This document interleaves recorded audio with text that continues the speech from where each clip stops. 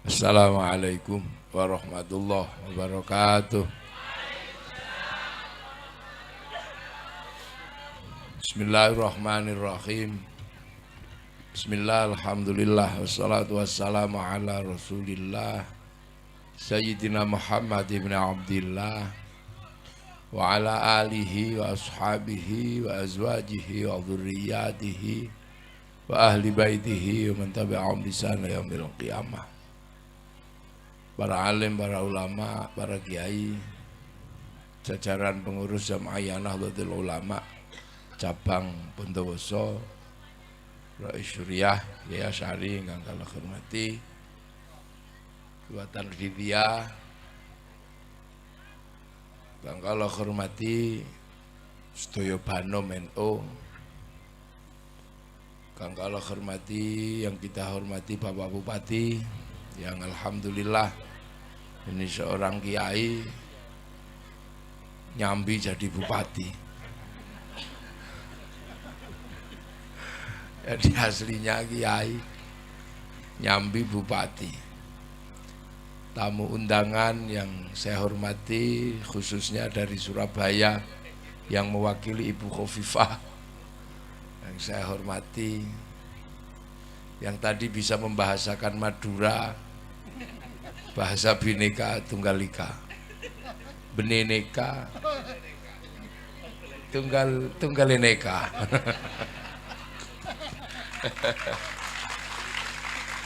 Jajaran TNI Polri, ya khususnya sahabat-sahabat Ansor yang barusan dilantik. Jadi, saya doakan burung gelatik makan bawang, bukan iglu burung gelatik makan bubur. Kalau burung gelatik makan bawang artinya habis dilantik terus berjuang. Kalau burung gelatik makan bubur habis dilantik terus tidur. Nah ini terkait, ini sekarang satu hal yang mungkin nggak usum. Apa yang nggak usum? Ini ngaji tapi ngaji kebangsaan. Apakah sebenarnya ngaji kebangsaan itu apa gitu? Kok tiba-tiba sekarang ada ngaji model baru? Dulu kan ngaji muludan, khitanan. Sekarang ada ngaji kebangsaan. Kenapa? Ya karena kita ini umat akhir. Umat yang memang oleh Allah dipesan khusus. Ada pesan yang tidak saya temukan pada pesan-pesan sebelum Rasulullah. Di kitab-kitab sebelum Rasulullah saya cari nggak ketemu pesan itu. Apa pesan kebangsaan? Bahwa hanya di dalam Quran ada pesan kebangsaan. Di Taurat saya cari nggak ada, di Zabur nggak ada, di Injil nggak ketemu. Tapi di Al-Quran ada. Apa? Yaitu pesan ya ayuhan nas inna khalaqnakum min dzakari wa unsa wa ja'alnakum syu'uban wa qabaila lita'arafu. Aku bikin kalian itu berbangsa-bangsa. Ini pesan khusus yang diberikan Allah kepada Nabi Muhammad. Kenapa pesan itu diberikan kepada Nabi Muhammad?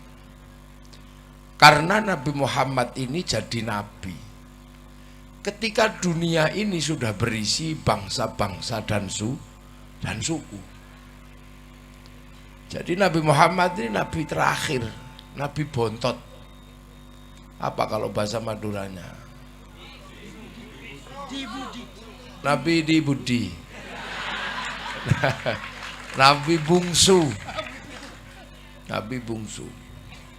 Kalau diurut kan ada dulu kita ngaji itu hum adamun idrisun nuhun huduma soleh wa ibrahimu kulun muttaba lutun wa ismailu ishaku kaza yaqubu yusufu wa ayyubu kaza syuaibu haruna wa musa wal yasa dzulkifli dawudu sulaiman taba ilyasu yunus biya yahya aisyah khadimun NU tenanan.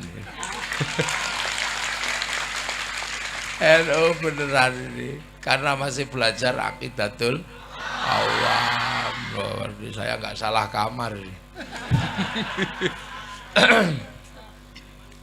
Nabi Muhammad itu nabi terakhir. Nabi ketika manusia itu sudah menjadi bangsa-bangsa dan suku. Nabi Adam itu manusia belum berbangsa bersuku, baru satu keluarga. Ya orangnya ya baru satu keluarga, satu jenis. Tingginya 60 dhira'. Sak dhira' itu segini. Lah kalau 60 dhira' berarti 60 gini. Sekitar 55 meter. Lu Nabi Adam itu besar. Besarnya luar biasa. Makanya ketika Nabi Adam turun, kadalnya itu gedenya segede dinosaurus. Loh, si dinosaurus itu kadal zaman Nabi Adam. Makanya kalau kadal itu tingginya cuma 15 meter. Nah Nabi Adamnya 55 meter. Ya nggak usah dibayangkan celananya sak piro. Besar lah ya. Wah, Adam itu besar. Dan Nabi Adam itu ya dari Nabi Adam dan ke Siti Hawa. Kemudian beranak pinak itu. Nah itu belum gede, ya belum banyak, baru satu keluarga. Makanya problemnya baru problem perkawinan. Nabi Idris baru sekampung. Nabi Nuh baru satu suku, kaum Ad. Dan mainnya juga belum jauh. Jadi belum pikniknya belum jauh, masih ya sekitar Arab sana. Jadi jauh umat Nabi Nuh itu kan dilemparkan banjir. Makanya ada yang mengatakan Nabi Nuh itu sampai ke Jawa, itu kan karena terlempar banjir. Nabi Ibrahim umatnya baru sekitar Filistin sama Mesir. Nabi Musa yang begitu hebat itu cuman sampai Mesir, Filistin. Lah Nabi Muhammad umatnya ini Masya Allah sampai Bondowoso. Iya. Umat Nabi Musa belum nyampe sini. Umat Nabi Ibrahim belum sampai Madura. Makanya belum sampai Kangean apalagi. Makanya belum ada beneneka, tunggeleneka belum ada. Ini umat, jadi belum jauh. Jadi umat Nabi Musa ya sekitaran Filistin. Lah umat Nabi Muhammad sampai Bantebasa.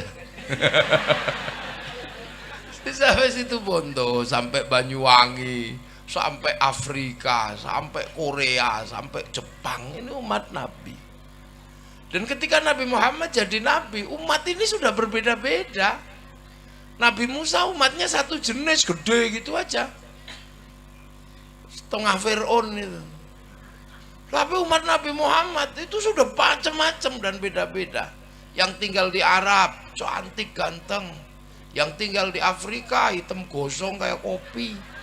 Yang tinggal di Eropa, tinggi besar, rambutnya merah. Yang di Cina tembem-tembem sipit. Nah yang di Indonesia sipit apa kecil-kecil pesek-pesek begini. Ini yang di sini. Itu yang ada di zaman Nabi Muhammad. Makanya biar umat Nabi ini nggak konslet ketika melihat orang berbeda, dikasih pesan khusus. Waja'alnakum syu'uban wa qabaila lita'arafu, agar kalian ngerti bahwa kalian ini berbeda-beda. Makanya pesan itu khusus untuk Nabi. Karena Nabi ini jadi Nabi ketika manusia sudah beda-beda. Nah, selain dikasih pesan itu agar tidak lupa, umat Nabi ini disuruh nengok Jabal Rahmah. Pesan Allah itu hebatnya luar biasa. Jadi disuruh nengok Jabal Rahmah. Tapi sebelum disuruh nengok Jabal Rahmah, disuruh sholat umat Nabi, karena ini umat terakhir. Sholat itu ngadep kemana? Ngadep kiblat. Kiblat itu Ka'bah. Ka'bah itu apa? Itu adalah tumpuan batu yang disebut inna awwala baiti wudi'a lin-nasi lalladzi bi Bakkah mubarakah. Itu adalah tanda rumah pertama di muka bumi yang menandai Nabi Adam turun. Jadi untuk mengingat bahwa seluruh keturunan Nabi Adam itu alien. Loh ya kan, untuk menunjukkan bahwa seluruh keturunan Nabi Adam itu aslinya penduduk langit, bukan penduduk bumi. Yang asli penduduk bumi itu ya sapi, kucing, itu, kadal, babi, itu asli penduduk. Manusia bukan, manusia penduduk langit. Sampean ini orang-orang surga. Makanya nanti kembali ke surga. Jadi yang namanya bidadari itu nggak jauh-jauh dengan yang begini bentuknya nanti. Loh ya, bidadarinya nanti orang Madura, ya bidadarinya ya begini nih. Iyalah, kalau dikasih bidadari model orang Eropa ya kaget, wow, hantu katanya kan gitu. Putih. Jadi manusia itu dari surga, jadi surga itu bentuknya ya begini ini aslinya. Kaplingnya, perumnasnya orang Indonesia itu jelek-jelek pesek-pesek begitu. Perumnasnya Afrika di surga ya hitam kosong gitu. Jadi nggak kaget kalau ke sana. Makanya nanti kalau sampai ke surga ketemu begini, inilah menu utamanya. Nah kalau ketemu bidadari yang cantik-cantik itu kelasnya cemilan, bukan menu utama, itu camilan. Ibarat orang makan keripik itu aja. Kalau dimakan terus ya kembung.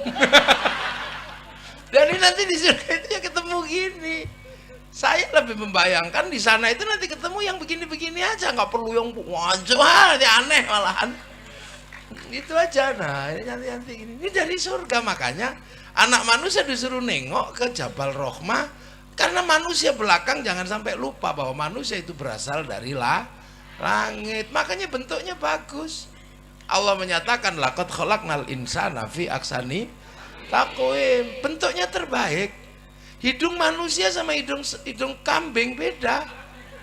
Hidung kambing ya begitu itu dari dulu. Ya ahsani taqwimnya ya manusia. Cuman ahsani taqwim Indonesia kan pesek-pesek begini. Ahsani taqwim Eropa ya tinggi besar, rambutnya merah. Loh, makanya manusia itu baik. Mulut manusia bisa bunyi apa saja, wong mulut baik. Mulut kambing bunyinya cuma 2. Kalau lapar Mbak kalau pengen kawin Mbak itu kambing dari dulu nggak pernah berubah. Dan mulut manusia itu tanpa ngomong, tanpa bunyi bisa ngomong. Lah ini nggak ada bunyinya ngomong. Tangan manusia paling baik, tangan monyet nggak bisa, utek-utek kuping nggak bisa, cewek nggak bisa. Pemenang utek-utek upil, nggak bisa. Tangan manusia apa aja bisa, wong terbaik kok. Bahkan tangan ini bisa ngomong.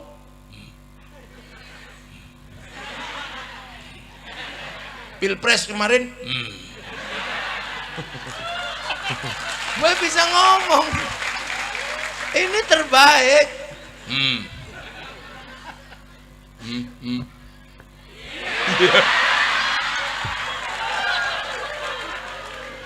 Nah ini kan tangan terbaik, ini nggak perlu ngomong. Manusia itu yang terbaik. Maka agar manusia tidak lupa kalau pulang ke langit, disuruh apa? Sholat ngadep kiblat. Titik pertama berturunnya manusia ke bumi.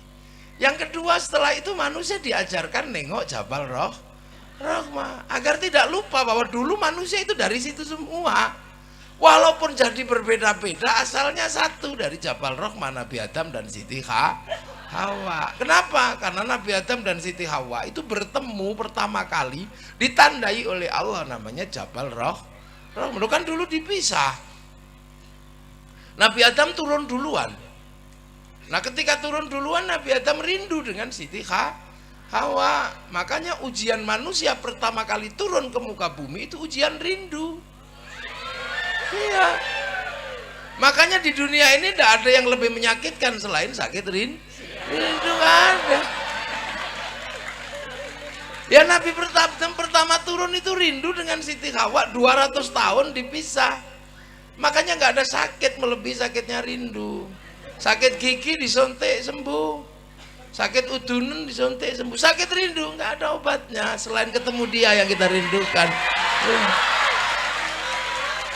Makanya Nabi Adam dan Siti Hawa, Nabi Adam itu nyari sana ke sana, wah di mana? Kalau kan persis orang sekarang kalau rindu kan kelayapan, ada deh, kangen deh. Kerong Kak.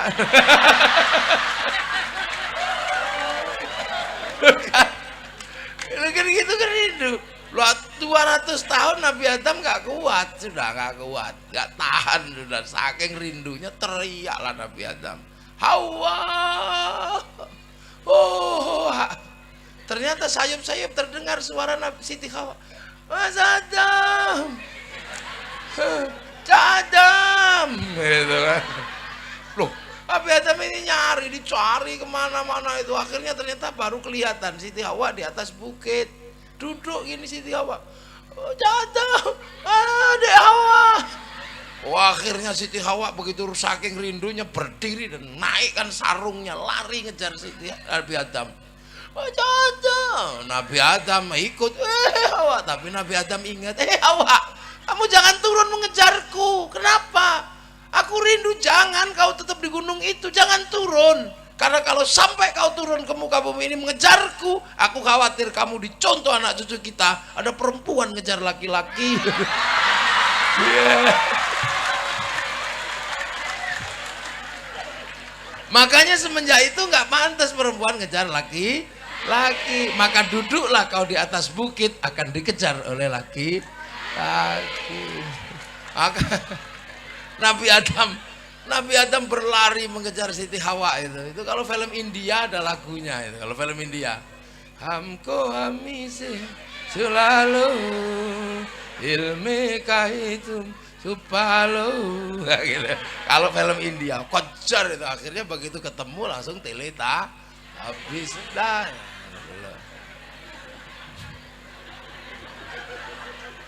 Loh, inilah cara anak milenial membayangkan pertemuan dua kekasih gitu. Nah, peristiwa itu nggak boleh dilupakan oleh anak cucu manusia, maka dikasihkanlah tanda besar namanya Jabal Rahmah. Jabal Rahmah itu tugu cinta Siti Hawa sama Nabi Adam. Maka kamu kalau sedang berjatuh cinta, bikinlah tugu-tugu cinta. Boleh foto berdua, atau makan bakso berdua, makanlah bakso berdua, tulang-tulangan. Tangan kirinya jangan lupa bawa pisau. Untuk apa? Mengukir nama kita berdua di mejanya tukang bakso. Ukir di situ. Ya, Zainab love Zainal. Oh. Kalau ribut, tengoklah ke mejanya tukang bakso deh. Jangan ribut. Kita pernah bersama dalam suka dan duka, dalam rindu. Buktinya apa? Ada nama kita berdua, kuukir di mejanya tukang bakso. Ayo ke sana. Sampai di sana mejanya nggak ada. Loh, makanya tugu-tugu itu dibikin. 10 November bikin tugu, Monas bikinkan tugu, Bondowoso bikin tugu. Itu pelajaran dari Allah agar anak cucu tidak lupa asal usul. Maka jangan dikit-dikit musyrik deh. Jangan dikit-dikit musyrik, jangan. Kita ini butuh tugu. Iya, untuk apa? Menjadi jembatan pengetahuan agar kita tidak kehilangan masa lalu. Karena masa depan tidak boleh melupakan masalah lalu. Walladzina ja'u min ba'dihim yaquluna rabbana ighfir lana wa li ikhwanina alladzina sabaquna bil iman. Lah Nabi Muhammad agar umatnya nggak lupa dulu asalnya satu bapak satu ibu, maka suruh nengok Jabal Rahmah, puncak ibadah haji, wukuf di padang Arafah, agar kita nggak lupa memang manusia berbeda. Yang tetap di Arab keturunan Nabi Adam cantik dan ganteng, yang pindah Eropa tinggi besar rambutnya merah, yang pindah Cina tembem-tembem sipit, yang pindah Afrika hitam gosong kayak kopi, yang pindah ke Indonesia pesek-pesek rembes gini. Allah hanya metakan lita'arofu agar kalian saling pengertian. Lah kita punya pengertian kenapa Arab cantik sama ganteng. Gak usah emosi. Karena Arab tidak ada air. Kalau dibikin jelek kayak kita nggak mandi tambah jelek. Makanya dibikin cantik ganteng biar kalaupun nggak mandi tetap cantik, tetap ganteng itu. Kan pengertian aja, nggak usah pakai dibantah gitu. Wong yang nggak ada dalilnya, kenapa berubah nggak ada dalilnya? Cari di Quran, di hadis. Kenapa yang pesek ada yang ini nggak ada? Ya pengertian aja. Maka saya punya pengertian karena nggak ada air, makanya cantik, biar kalau nggak mandi cantik kan. Eropa kenapa tinggi besar rambutnya merah? Karena ada musim dingin. Kalau dibikin kecil-kecil gini kedinginan mati.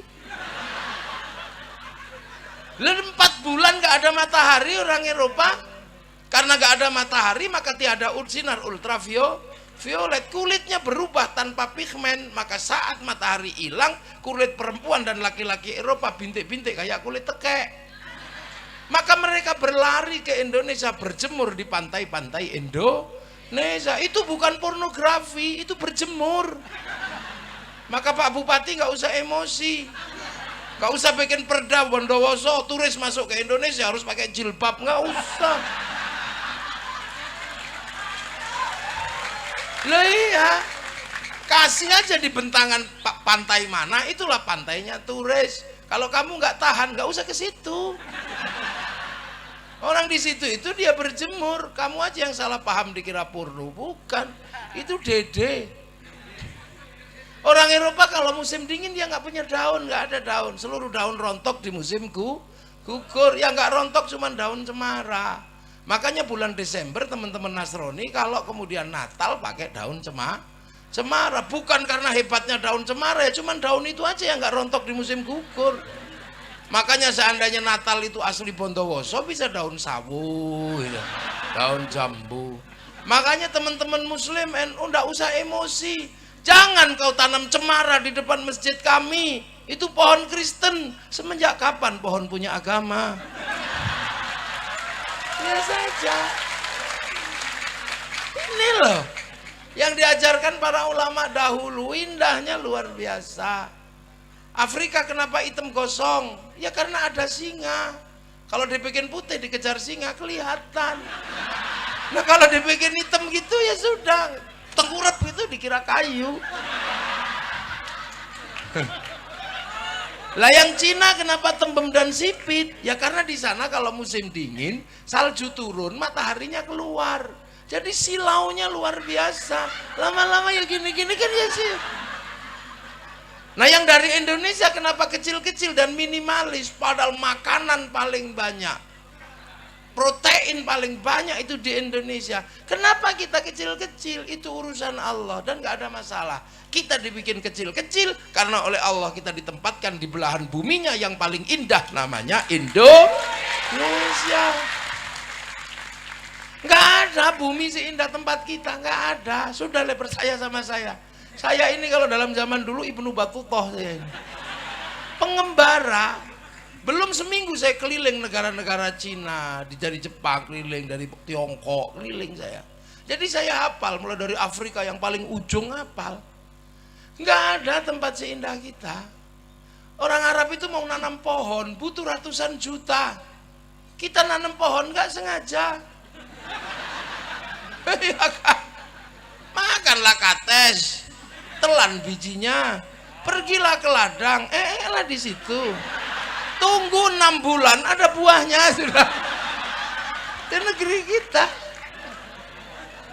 Loh, ini perbandingan. Orang Eropa kalau musim dingin nggak punya ikan karena seluruh airnya mengering jadi beku. Lah kita nggak pernah kehilangan ikan. Makanya orang Eropa kalau musim panas mengawetkan ikan namanya sarden. Makanya kita ngapain ikut-ikut makan sarden? Wong setiap hari kita dapat ikan segar dari sungai atau dari laut. Kalau dapat ikan nggak dapat ya kodok-kodok dapat. Itu Indonesia, nggak ada negeri seindah kita. Orang Eropa itu kalau musim dingin nggak makan daging mati, maka susu dikeraskan menjadi keju, dibusukkan menjadi yogurt. Kita ini seumur-umur makan kobes hidup. Mana ada negeri seindah kita. Musim dingin orang Eropa butuh energi yang sangat banyak, minyak yang sangat banyak untuk memanaskan negeri dengan menggunakan listrik. Musim panas mendinginkan negeri dengan listrik. Makanya berebut energi, perang di seluruh negara di dunia didalangi oleh orang-orang Eropa karena mereka berebut energi, butuh AC. Kita nggak butuh, kita nggak panas, nggak dingin, maka teknologinya bukan AC, sarung. Iya, kalau kepanasan kebut-kebut pakai sarung, kedinginan kemulan sarung, guru udah selesai. Nggak ada negeri indah kayak kita. Loh, mana ada negeri seindah negeri kita? Nggak ada. Ini negeri surga. Makanya dulu orang Yunani mencari tanah kita, karena mereka punya kabar ada Atlantis yang hilang atau tanah surga. Tanah surga itu air tidak pernah berhenti mengalir, daun tidak pernah rontok, hawa tidak panas dan tidak dingin, dan matahari tidak pernah ingkar janji, pagi terbit sore terbenam. Itu tidak ada di Eropa, kehilangan matahari 4 bulan, daun rontok, palok dingin-dinginnya luar biasa. Maka Bartholomeus melakukan perjalanan mencari tanah surga. 20 tahun dia pulang menemukan kawasan namanya Argir atau Jabadiu. Itulah kawasan yang kemudian oleh orang Yunani mau dijadikan tempat pindah penduduknya. Padahal Yunani sudah negara terbaik, punya Tuhan namanya Zeus. Zeus punya istri namanya Hera. Menikahlah dua Tuhan laki-laki dan Tuhan perempuan ini. Beranaklah namanya Hercules. Udah punya Plato, punya Socrates, tapi mereka nggak merasa punya surga. Tapi begitu mereka mau pindah, gagal karena konflik Kreta sama Sparta. Akhirnya yang mencari tanah surga itu siapa? Orang India, mualim kapalnya Bartholomeus. Namanya Kudunga Boyong beserta seluruh keluarganya mencari tanah surga. Terdampar di daerah Maldives atau Maladewa, membuat kerajaan besar namanya Salangkanaya. Rajanya Kudunga. Punya anak, bergeser ke ujung timur Kalimantan mencari tanah surga, mendirikan sebuah kerajaan besar namanya Kutai Kartanegara. Mulawarman punya anak, Dewa Warman, bergerak ke ujung kulon, bikin kerajaan besar namanya Salukonegoro.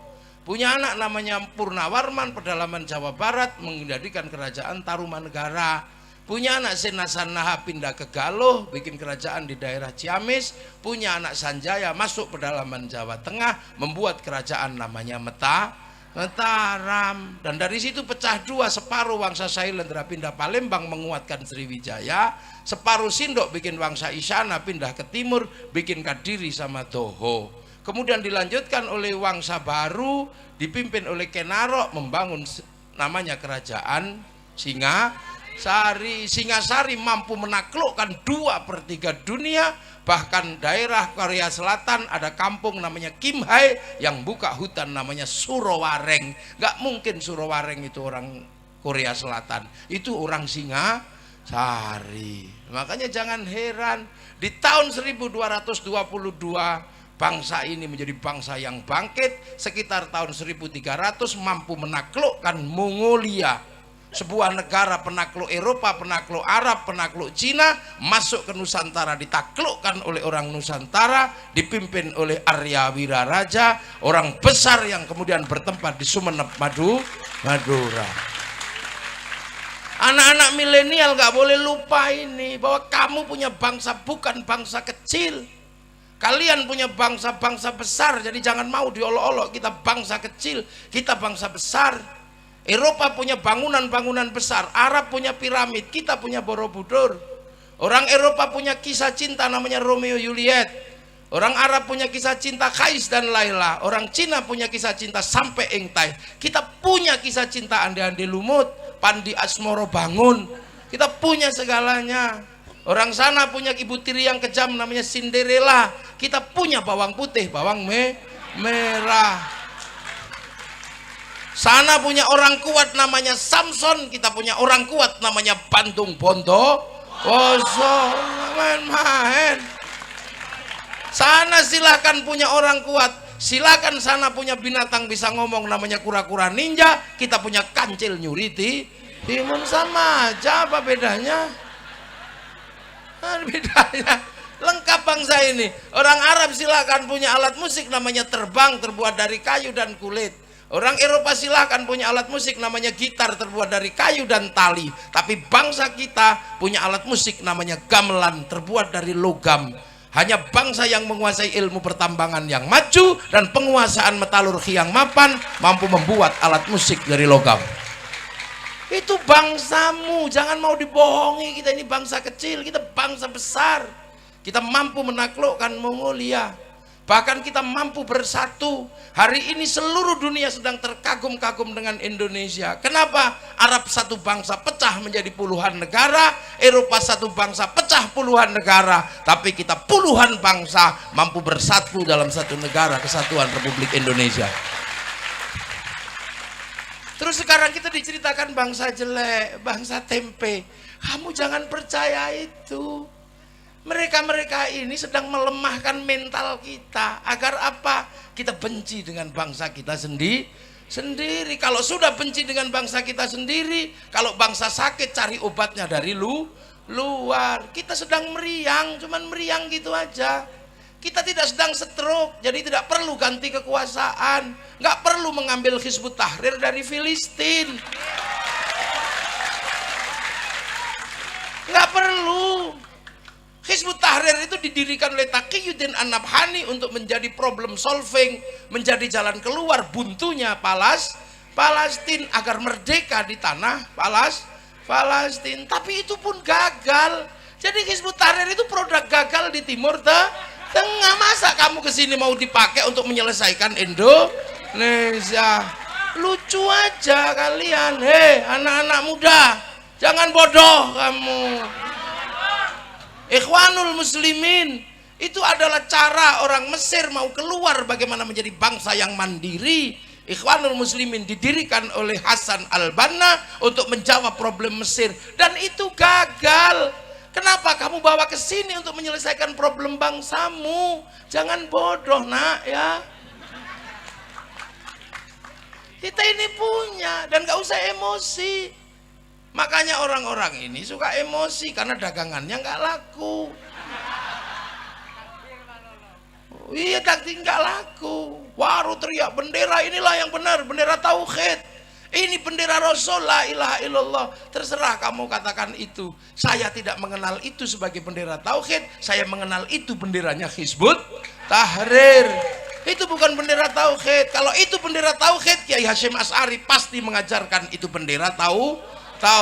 Yai Hasyim nggak pernah mengajarkan itu. Yai Dahlan tidak pernah mengajarkan itu. Ki Bagus Hadikusumo tidak pernah mengajarkan itu. Hanya kamu yang kemarin sore mengajarkan itu.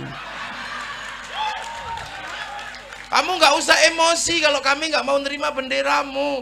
Kamu kalau anti bendera tauhid, kamu anti la ilaha illallah. Enggak. Kami setiap hari tahlilan pakai la ilaha illallah.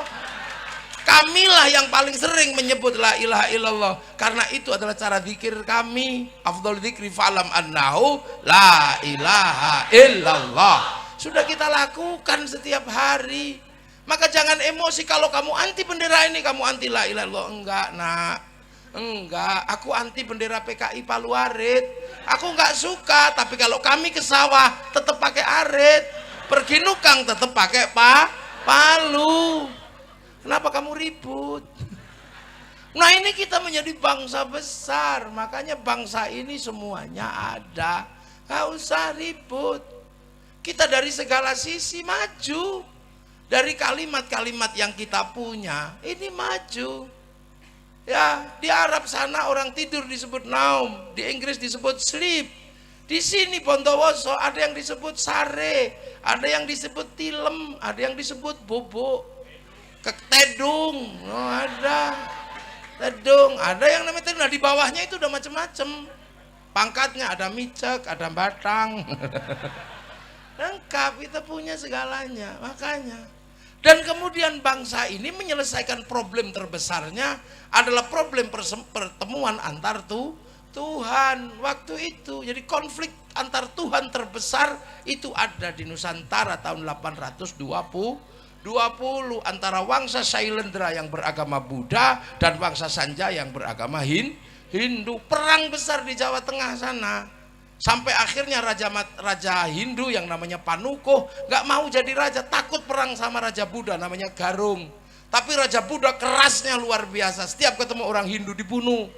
Akhirnya kemudian Garung berkuasa penuh dan kerajaan Sanjaya pelan-pelan meninggalkan rajanya hilang. Sampai satu ketika orang-orang Buddha yang kuat dipimpin Sumaratungga mau bikin candi, nggak bisa. Akhirnya carilah orang Hindu, dapat arsitek namanya Panukuh tadi itu, yang gelarnya Resi Guna Dharma. Maka dibangunlah Candi Buddha tapi nuansanya Hindu karena arsiteknya Hindu. Berdirilah Sambara Budura yang kita kenal dengan nama Borobudur. Jadi itu arsiteknya namanya Panukuh. Maka jangan ngarang, itu bukan bikinan Nabi Sulaiman, hanya orang iseng aja menceritakan Nabi Sulaiman dari Sleman bangun Borobudur. Bukan. Nabi Sulaiman itu bertempat di tempat yang namanya Ardul Muqaddasah. Ardul Muqaddasah itu bukan Sleman, itu tempat saya. Ini dan ini bukan turunannya. Nah kan, Ratu Sabah bukan dari Wonosobo, bukan, itu buatan. Lah akhirnya berdiri Candi Buddha, nuansanya Hindu. Tiba-tiba anak Raja Buddha namanya Pramodawardhani jatuh cinta sama orang Hindu si Panukuh itu. Terpaksalah dinikahkan antara anak Buddha sama anak Hindu. Maka kemudian kerajaan Buddha dikuasai oleh orang Hindu namanya Panukuh, bergelar Rakai Pikatan. Akhirnya rukun Hindu Buddha. Makanya kalian yang kemarin ribut 01, 02 jangan diteruskan. Jangan-jangan anakmu saling jatuh cinta, pusing kamu nanti. Udahlah, akhirnya rukun yang Hindu buatkan candi namanya Prambanan. Semenjak itu rukun bangsa ini. Balaputra Dewa pulang ke Palembang bangun Sriwijaya, nggak ribut agama, Sriwijaya jadi besar. Sindok ke timur nggak ribut agama, Sindok membangun Wangsa, Sindok jadi besar. Singasari jadi besar. Majapahit menguatkan kerukunan itu, saling jaga. Namanya Bhinneka Tunggal Ika, Bhinneka Tunggal Ika. Itu slogan besar agar apa? Tetap rukun. Semenjak itu saling jaga, yang Hindu jaga Buddha, yang Buddha jaga Hindu. Jadi kalau hari ini ada banser jaga gereja, jangan salah paham, itulah warisan asli bangsa Indonesia. Yang pecalang jaga masjid di Bali, yang orang Kristen jaga masjid di New Zealand. Lo itu kok kalian sekarang aneh-aneh, lupa dengan akar bangsamu yang saling menjaga Bhinneka Tunggal Ika. Lo ini lo cara pandang kaum muslimin yang maju ke depan, dipersiapkan untuk menjadi umat masa depan, mengerti perbedaan bangsa. Dan hari ini ketemu semua antar bangsa, nggak usah cerewet kamu. Orang Jepang nggak datang ke sini hari ini, tapi Mac-nya datang. Orang Korea nggak datang, tapi Samsungnya datang. Kaum muslimin kalau mau pergi haji pasti cari orang Yahudi. Untuk urusan apa? Naik pesawat. Karena yang bisa bikin pesawat orang Yahudi. Pak Habibie suruh bikin pesawat gak jadi-jadi. Wong namanya tetuko, sing teko ra tuku-tuku, sing tuku ra teko loh. Ibu-ibu kalau mau cantik sekarang cari bedak kemana? Ke Perancis. Parfum dan bedaknya bagus. Kalau bentak Bondowoso nggak mau make karena beras ditumbuk pelonteng semua. Iya, kita setiap hari beli sesuatu butuh bank. Kenapa? Bank mengeluarkan uang. Bank bukan produksi KUD.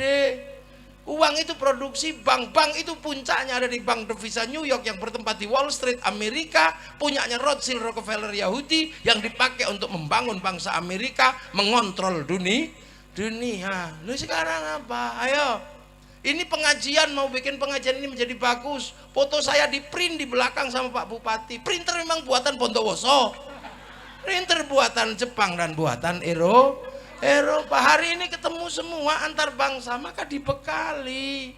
Dari awal kita dibekali bahwa manusia ini berbeda bangsa. Laqad khalaqnal insana fi ahsani takwim. Kita ini aksani takwim Indonesia, bangsa Indonesia. Nggak usah kaget ketemu yang lain. Nah, ketemu semua. 20 tahun yang lalu saya mau lihat Afrika, itu saja mesti nunggu flora dan fauna. Kalau nggak ada flora dan fauna, kita nggak lihat Afrika. Seharian kita nunggu TVRI, nanti malam flora dan fauna.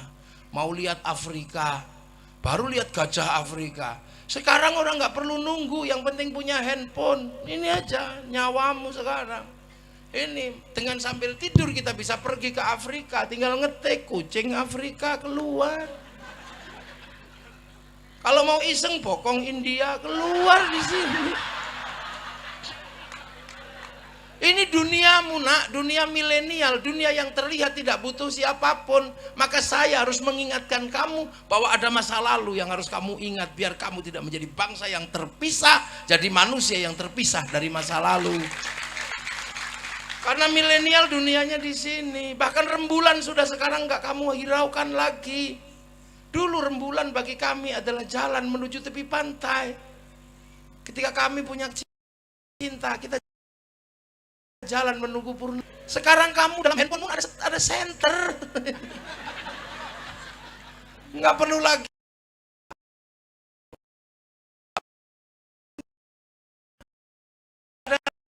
tentang rembulan. Nggak dengar lagi orang merayu kekasihnya tentang rembulan. Dek, aku merindukanmu, wajahmu seperti purnama. Nggak denger. Anak milenial kalau merayu kekasihnya aneh. Anu Cak, apa? Nanti kita jalannya lewat, jangan anu ya.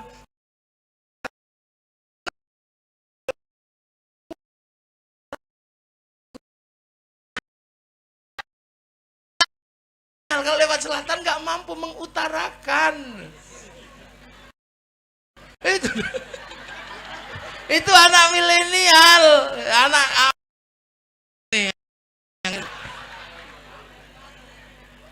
tidak ada lagi rayuan rembulan, rayuan cinta sekarang. Dek, apa? Kenapa? Karena engkau mampu memenjarakan aku dalam hatimu. Itu anak milenial. Enggak butuh. Anak milenial nggak butuh rindu yang berat. Santri milenial kalau kelahi, kalau dulu kami kelahi dipisah nggak ribut lagi, tapi anak milenial dipisah masih bisa olok-olok pakai WhatsApp, telepon. Kalau dulu nggak bisa. Kami kalau dulu rindu sakit. Karena kami kalau rindu nggak punya jalan lain selain membayangkan. Iya, paling nggak kita bikin surat. Surat itu kita bikin untuk mengutarakan rindu. Pergi ke pasar, cari kertas warnanya pink. Iya, cari tinta warnanya biru. Jangan keliru merah, itu artinya putus. Kamu nggak ngerti tanda-tanda cinta seperti itu sekarang. Milenial tidak mengerti itu. Kamu kalah sama saya. Iya, saya pernah mengalami masamu, kamu belum mengalami masa saya. Millennials killing everything.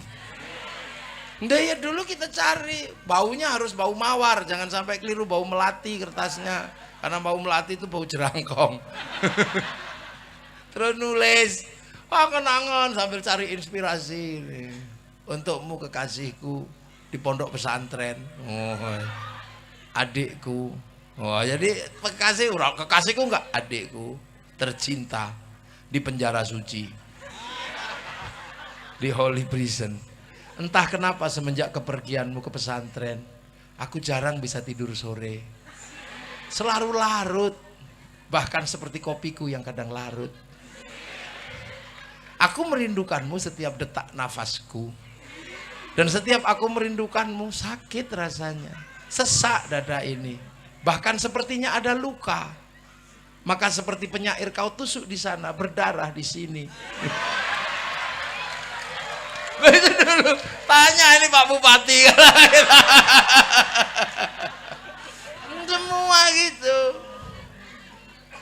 Tapi kekasihku, malam hari ini sudahlah. Aku paksakan untuk menulis sajak rindu untukmu. Karena aku yakin malam hari ini kau dan aku sedang duduk di bawah sinar rembulan yang sama. Ya, terus kita kirim gitu, nunggu Pak Pos, nggak datang. Sekarang Pak Posnya hilang. Udah nggak tahu Pak Pos itu. Pak Pos itu pakai Win biasanya. Motornya coklat kekuningan itu. Makanya ada lagu Pak Pos, ini lagumu Pak Pos. Ada, sekarang nggak ada Pak Pos. Milenial nggak mengenal itu, makanya kalau rindu dia nggak bisa berkata-kata. Anak milenial mudah emosi, tidak pinter meredam emosi. Karena apa? Karena setiap rindu langsung tumpah. Lagi ngapayang? Kangen dikit, aku kangen yang. Kangen dikit langsung melet ini. Dikirim dan kalimatnya nggak banyak, cuman mah.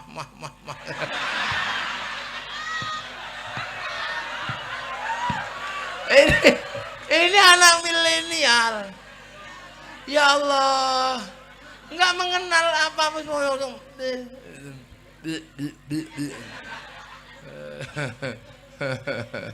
Lah ini zamanmu, kami nggak tahu itu. Makanya anak-anak milenial ini harus dibikinkan jalan menuju ke titik paling awal. Dan Islam mengajarkan itu. Agar kamu tidak lupa bahwa dulu kalian adalah satu. Dan jangan sampai kaget melihat bangsa berbeda. Kita disuruh tengok Jabal Rahmah. Itulah prinsip dasar santri punya sistem ukhuwah basyariyah, persaudaraan sesama manusia. Orang Eropa nggak diajari itu. Makanya orang Eropa ketika Christopher Columbus terdampar di Afrika, di Tanjung Harapan, kaget melihat orang Afrika hitam gosong. Karena mereka taunya manusia itu ras Arya yang putih. Begitu lihat orang hitam, neraka ini. Karena kitab mereka mengajarkan bahwa orang jahat masuk neraka, dibakar sama Tuhan, tapi nggak boleh mati biar bisa disiksa terus. Makanya begitu lihat orang hitam gosong, oh ini neraka ini. Maka ditembaki sama Christopher Columbus. Untuk apa? Ditembaki untuk membantu pekerjaan Tuhan yang belum selesai. Maka akhirnya seluruh sistem perbudakan itu dari Afrika. Diperbudak semua orang Afrika. Manusia dikapalkan untuk menjadi budak ke Eropa. Makanya orang Afrika ada yang dipotong hidungnya, dipotong telinganya untuk menghindari perbudakan. Maka lahirlah sebuah kisah yang sangat mengerikan, namanya Amistad, manusia lambung kapal. Tapi dari kisah yang mengerikan itu lahir keindahan musik, namanya akapela. Musik akapela diadaptasi oleh orang Eropa menjadi musik jazz. Musik jazz menjadi kelangenan orang Eropa, menjadi blues. Dan ketika musik blues dipakai untuk pemberontakan kepada sistem di Eropa, lahirlah musik rock. Yang akhirnya musik rock masuk ke Bondowoso menjadi rock dut. Nah ini punya bangsa.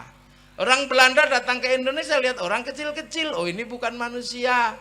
Inilah yang asli dari turunan monyet. Maka mereka menceritakan manusia selain ras Arya adalah turunan monyet, namanya Pithecanthropus. Dan Pithecanthropus tertua ada di tanah Jawa menurut Belanda, yaitu Wajakensis dan Soloensis, untuk membenarkan bahwa kalian turunan monyet. Padahal itu tengkorak monyet, bukan tengkorak nenek moyang manusia. Nenek moyang kita ya tetap Nabi Adam.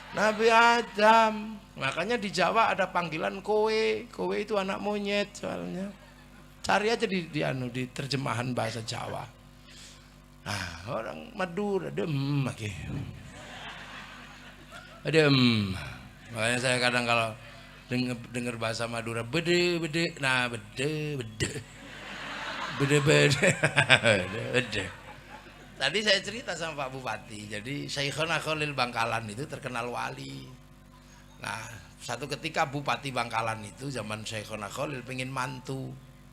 Nah, nguji kewalian Syekhona Khalil, saya mau mantu. Ini musim hujan. Mohon 7 hari 7 malam jangan hujan. Baik, kalau engkau wali pasti bisa lah Syekh. Ya, aku memang wali kata Syekh. Nulis di atas kertas itu, udah ini nanti dilipat terus dipaku di atas pintu. Kertas itu dipaku di atas pintu. Bener-bener 7 hari 7 malam gak hujan. Akhirnya setelah selesai pesta, bupatinya pengen ngerti, ini tulisannya apa kok hebat. Ternyata tulisannya nggak panjang, cuman Bupati Balak Raja.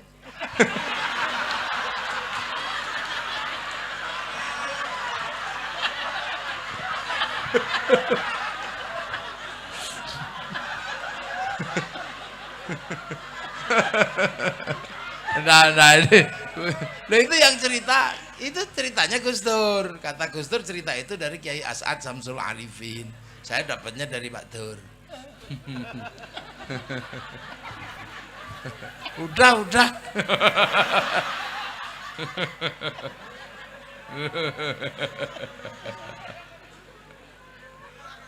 Ya daripada palaknya tak odi.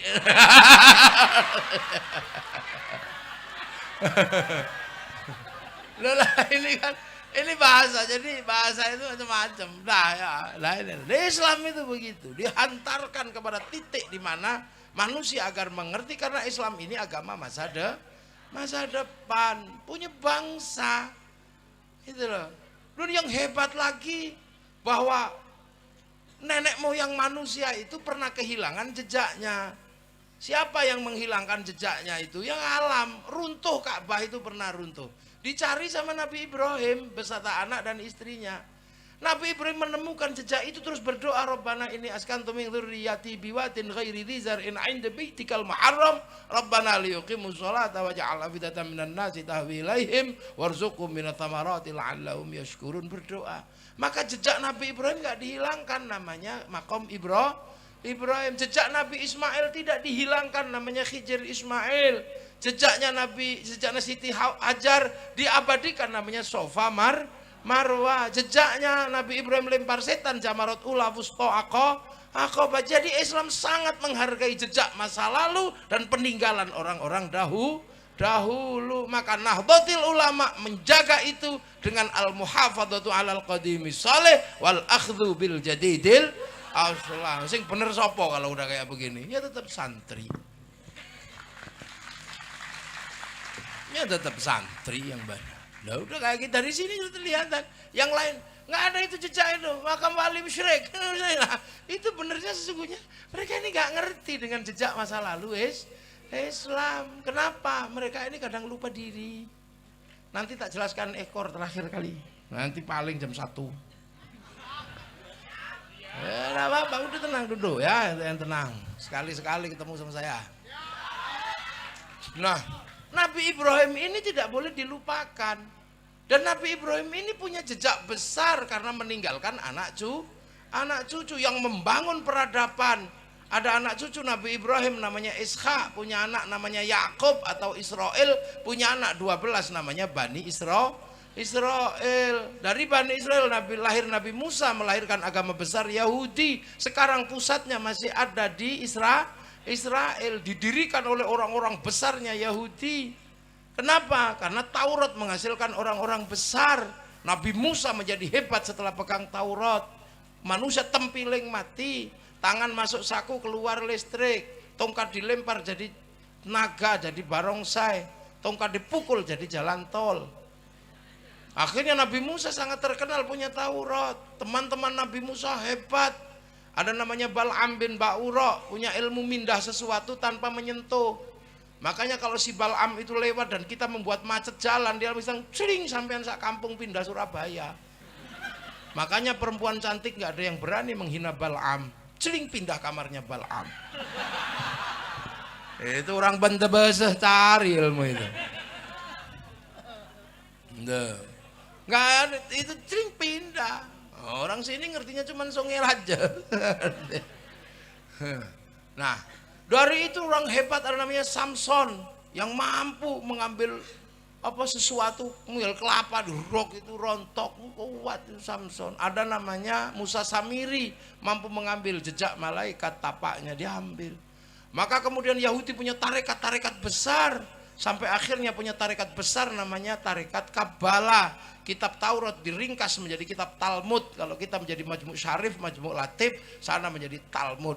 Dari kitab Talmud lahir tarekat besar namanya Kabbalah. Mursyid-mursyid besarnya di seluruh dunia hadir, hari ini masih hidup. Ada Ben Gurion, Isser Bir dan Isser Harel mampu bangun Israel. Ada William Donovan bikin CIA. Ada namanya Inguswan menjadi kepala divisi perdukunan di Amerika namanya Star Wars. Dibuka tahun 75, ditutup tahun 95. Sekarang dia pensiun, membuat sekolahan sihir di Amerika namanya Brotherhood of Snake. Itulah yang menginspirasi J.K. Rowling menulis sebuah cerita tentang sihir namanya Harry Potter. Murid-muridnya tersebar di seluruh dunia hari ini.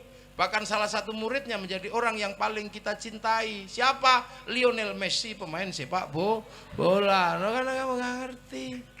Ini kan kamu juga nggak tahu, ini anak milenial yang gagah-gagah, tapi nggak ngerti yang begini-begini. Dari tradisi Bani Israel lahir Nabi Isa, punya kitab Injil. Begitu punya Injil, Nabi Musa hebat, mukanya orang buta dipegang melek, orang mati, itu bangun. Makanya orang-orang Nasrani pinter bikin rumah sakit karena Nabi Isa dulu tabib.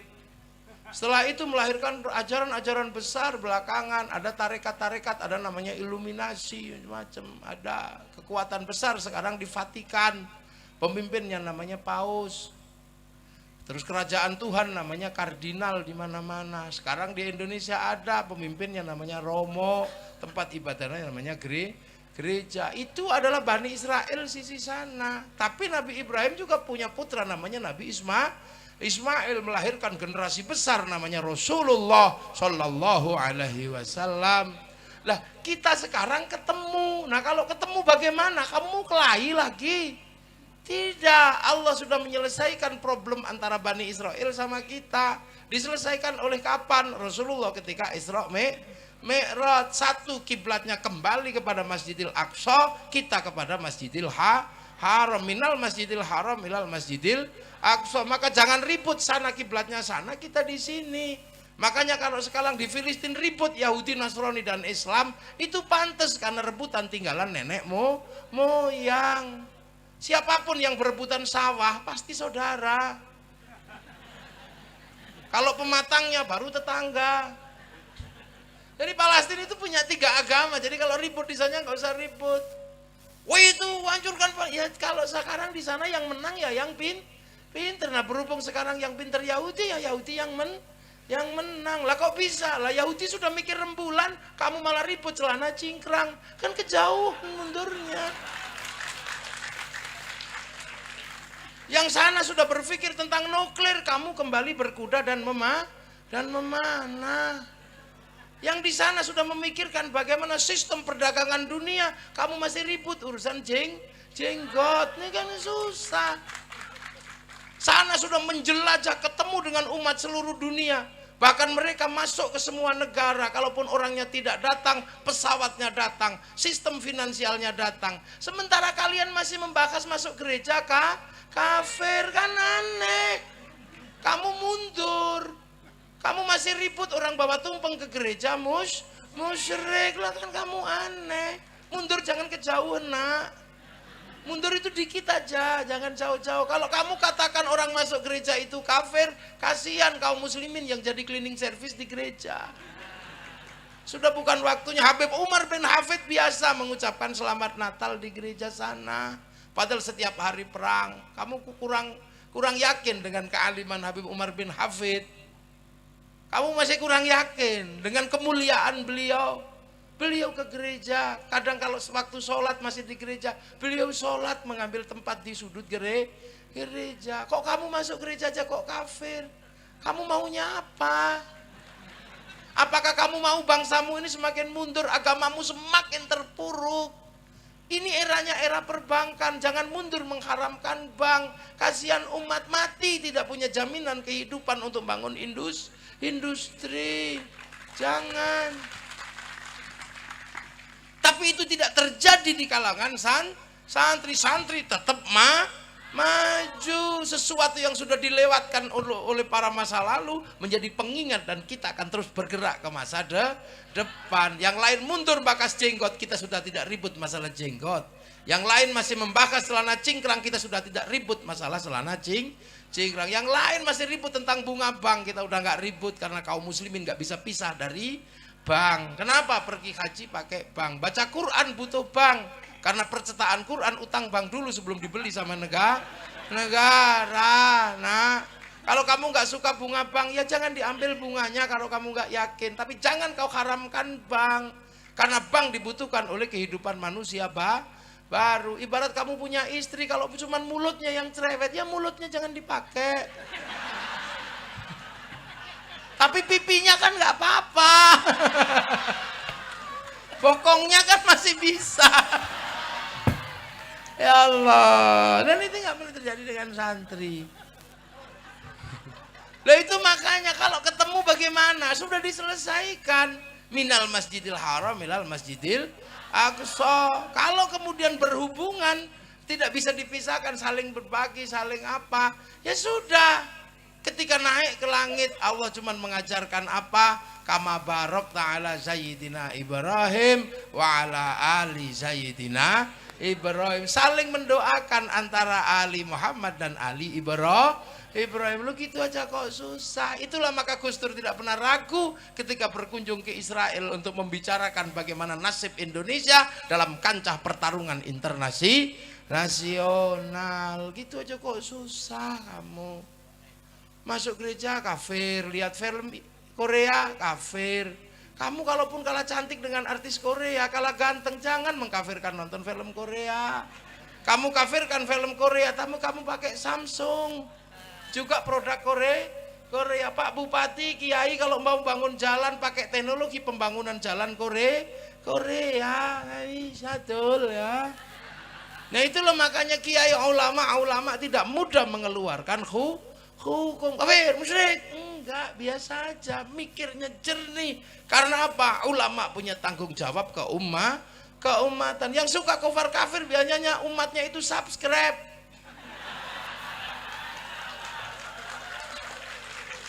Umatnya itu subscribe dan like gitu. Jadi nggak ada tanggung jawab keumatannya, suka-suka dia aja. Ya. Fahim tum? Ya, syukran. Lah itu makanya ada jalur memahami agama yang luar biasa. Jalurnya siapa? Jalur Nahdlatul Ulama. Maka beruntung sampean mendapatkan pembelajaran Islam ala Nahdlatul Ulama. Kenapa beruntung? Karena hanya NU yang mengajarkan Islam sesuai dengan pangkat Islam rahmatan lil alamin. NU tul. NU kenapa mengajarkan cara yang rahmatan lil alamin? Ya NU sadar betul bahwa yang menerima estafeta kenabian terakhir itu Nabi Muhammad. Dan tidak semua orang bisa ketemu Nabi Muhammad. Yang bisa ketemu langsung dengan Nabi Muhammad, inilah orang yang paling beruntung. Orang mana? Orang Arab. Tahun 600. Makanya orang-orang yang pertama ketemu Rasul namanya sahabat. Dan sahabat namanya Abu Bakar, Umar, Utsman, Ali, Tolha. Nggak ada sahabat kok namanya Joni, nggak ada. Lah ya, jadi estafeta agama ini terakhir kali oleh Rasulullah. Dan yang ketemu Rasulullah untuk mendapatkan pembelajaran keimanan ini orang Arab. Orang Arab, ya cuman orang Arab itu jumlahnya yang nggak sampai ratusan ribu, ya paling ribuan itu aja. Jadi ini harus dipahami. Jadi kita ini laqad khalaqnal insana fi ahsani taqwim. Ahsani taqwim kita Indonesia. Tsumma radatnahu asfala safilin illal ladzina amanu, kecuali orang beriman. Lah kita ini untuk mendapatkan iman jalurnya luar biasa rumit. Karena kita orang Bondowoso. Kalau orang Arab mendapatkan iman mudah karena dekat dengan Rasulullah. Lah kita ini jauh untuk mendapatkan iman itu caranya mulek kok menggok. Ya kita tidak ketemu Rasulullah, kita ketemu para ulama. Kita ini santri-santri Bondowoso, ini santri-santrinya Kiai As'ad di Positu Bonto, ada Kiai di sini, Kiai Asyari, macam-macam ini. Lah kalau diurut misalnya kalau yang nyantri dari sana, dari Kiai As'ad. Kiai As'ad ini juga murid Kiai Khalil, juga murid Kiai Hashim. Misalnya santri Genggong, ini juga dari Kiai Khalil semuanya. Karena dulu imamnya para ulama itu Syekhona Khalil, tapi Syekhona Khalil punya murid terbaik yang apal Kutubus Sittah, makanya bergelar Hadratus Syekh Hashim Asy'ari, apal Sahih Bukhari, Sahih Muslim, Sunat Abu Dawud, Nasa'i, Tirmidzi, Ibnu Majah. Maka jangan khawatir kalau kita pengikut NU dengan orang-orang yang punya hafal hadis 3, nggak usah khawatir. Apalagi cuma diolok-olok dengan satu hadis kullu bid'atin dolalah. Itu kan hadis yang bersifat umum kayak kunci Inggris. Membuka apapun kuncinya itu, nggak usah khawatir. Kita ini muridnya Kiai Hashim. Untuk mendapatkan iman kita sulitnya luar biasa. Kita butuh para ulama. Tanpa para ulama kita nggak bisa mengenal Allah. Kalau sahabat ketemu Allah, kita nggak ketemu. Bahkan murid sahabat yang namanya tabiin kita nggak ketemu. Murid tabiin yang namanya tabi'ut tabiin kita juga nggak ketemu. Muridnya tabi'ut tabiin yang namanya tabi'ut tabiin kita juga nggak ketemu. Kita ketemunya para ulama. Yang ulama-ulama ketemu Kiai Khalil, punya murid Kiai Hashim, yang akhirnya Kiai Hashim bikin Nahdlatul Ulama. Kenapa? Karena kita ini hanya pangkat muridnya ulama. Agar tidak lupa kita muridnya ulama, maka dibikinkan wadah Nahdlatul Ulama. Kalau muridnya Nabi, Nahdlatul Sahabah. Kalau muridnya sahabat, Nahdlatul Tabi'in. Nah, kita ini muridnya ulama. Kiai Hashim mengenal Islam, mengenal iman dari Kiai Asy'ari, terus Kiai Asy'ari dari Kiai Khalil, dari Kiai Khairon. Mbah Khairon mengerti iman, belajar Islam kepada Kiai Abdul Wahid Solotigo. Itu belajar kepada Kiai Abdul Halim Boyolali, muridnya Kiai Sufyan Tuban, muridnya Kiai Jabar Tuban, muridnya Kiai Abdurrahman Lasem, muridnya Kiai Abdul Halim Benowo, muridnya Mbah Cokrojoyo Sunan Geseng, muridnya Sunan Kalijaga, muridnya Sunan Bonang, muridnya Sunan Ampel, muridnya Mbah Ibrahim Asmoro Kondi, muridnya Syekh Jumadil Kubro, muridnya Said Muhammad, muridnya Said Ahmad Jalaluddin, muridnya Said Abdul Malik, muridnya Said Alawi Amil Faqih, muridnya Said Ahmad Sohib Mirbat, muridnya Said Ali Khalid Qasam, murid Said Alwi, murid Said Muhammad, murid Said Alwi, murid Said Ubaidillah, murid Said Ahmad Al-Muhajir, murid Said Isa, murid Said Muhammad, murid Said Ali Uraidi, murid Said Ja'far Shadiq, murid Said Bakir, murid Said Ali Zainal Abidin, murid Sayyidina Hasan Husain, murid Sayyidina Ali. Lah ini yang belajar langsung pada Rasulullah Muhammad sallallahu alaihi wasallam. Makanya kita ini diajarkan ahli sunnah wal jamaah. Ahli sunnah wal jamaahnya Nabi sahabat, wal jamaahnya sahabat tabi'in, wal jamaahnya tabi'in tabi'ut tabi'in. Lah kita ini wal jamaahnya ulama yang bertempat di pondok yang bentuknya pesek-pesek, rembes. Maka cara mengajar ahli sunnah wal jamaahnya pun tetap sama, rukun iman rukun Islam, tapi cara ngajarnya beda. Lah ini yang harus dipahami. Jadi ahli sunnah itu tidak berhenti wal jamaah itu sampai di sahabat, sampai kita ini wal jamaahnya ulama. Betul, jangan terus begitu. Sahabat ya di sana itu nggak dituliskan Quran. Kenapa sahabat apal Quran? Karena Quran berangsur-angsur, makanya tidak ditulis. Karena apal tidak perlu membaca. Saya hafal wajahnya istri saya, maka kemana-mana nggak pernah bawa fotonya. Bagi yang fotonya dibawa kemana-mana, waspada, itu berarti suamimu belum hafal. Nah, hafal. Tapi begitu sahabat itu meninggal, ya begitu sahabat itu Rasulullah meninggal, sahabat harus nuliskan Quran kepada tabi'in. Itu pun sudah ribut masalah bid'ah antara Sayyidina Umar, Sayyidina Abu Bakar. Bid'ah itu ribut. Tapi sahabat Umar tetap nulis. Akhirnya tulisannya sahabat Umar atas manuskrip yang diberikan oleh Zaid bin Sabit, nggak ada masalah, ketemu. Tapi begitu sahabat meninggal, tabi'in harus ngomong tabi'ut tabi'in. Dikasih Qur'annya sahabat nggak bisa baca karena lungkek-lungkek kayak cacing. Maka dikasih titik-titik sama Abul Aswad Ad-Du'ali tahun 65 Hijriah. Disebar lagi titik-titik, nggak cukup, dikharokati sama Syekh Khalil bin Ahmad Al-Faraidi tahun 150. Disebar lagi, zamannya berubah, titik-titik harokat nggak cukup. Akhirnya lidah yang baca beda. Orang Arab nggak ada masalah, tapi orang Turki wadduha mustaqim, orang Spanyol wadduha, orang Padang lekenui, orang Sunda alladzina, orang Jawa alhamdulillah kamdu, ya hayyu ya qayyum, ya kayuku yuka yumu, robbil alamin, robbil ngalamin. Orang Bali siratal ladina an'amta alaihim ghairil maghdubi alaihim waladdallin. Bali. Orang Bugis alaihim, seluruh dunia berubah. Orang Madura saya nggak tahu cara bacanya awal.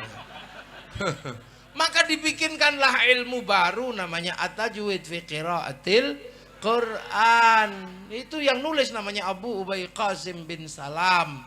Jadi nggak usah heran, ilmu itu bergerak, berubah tiap generasi berubah. berubah.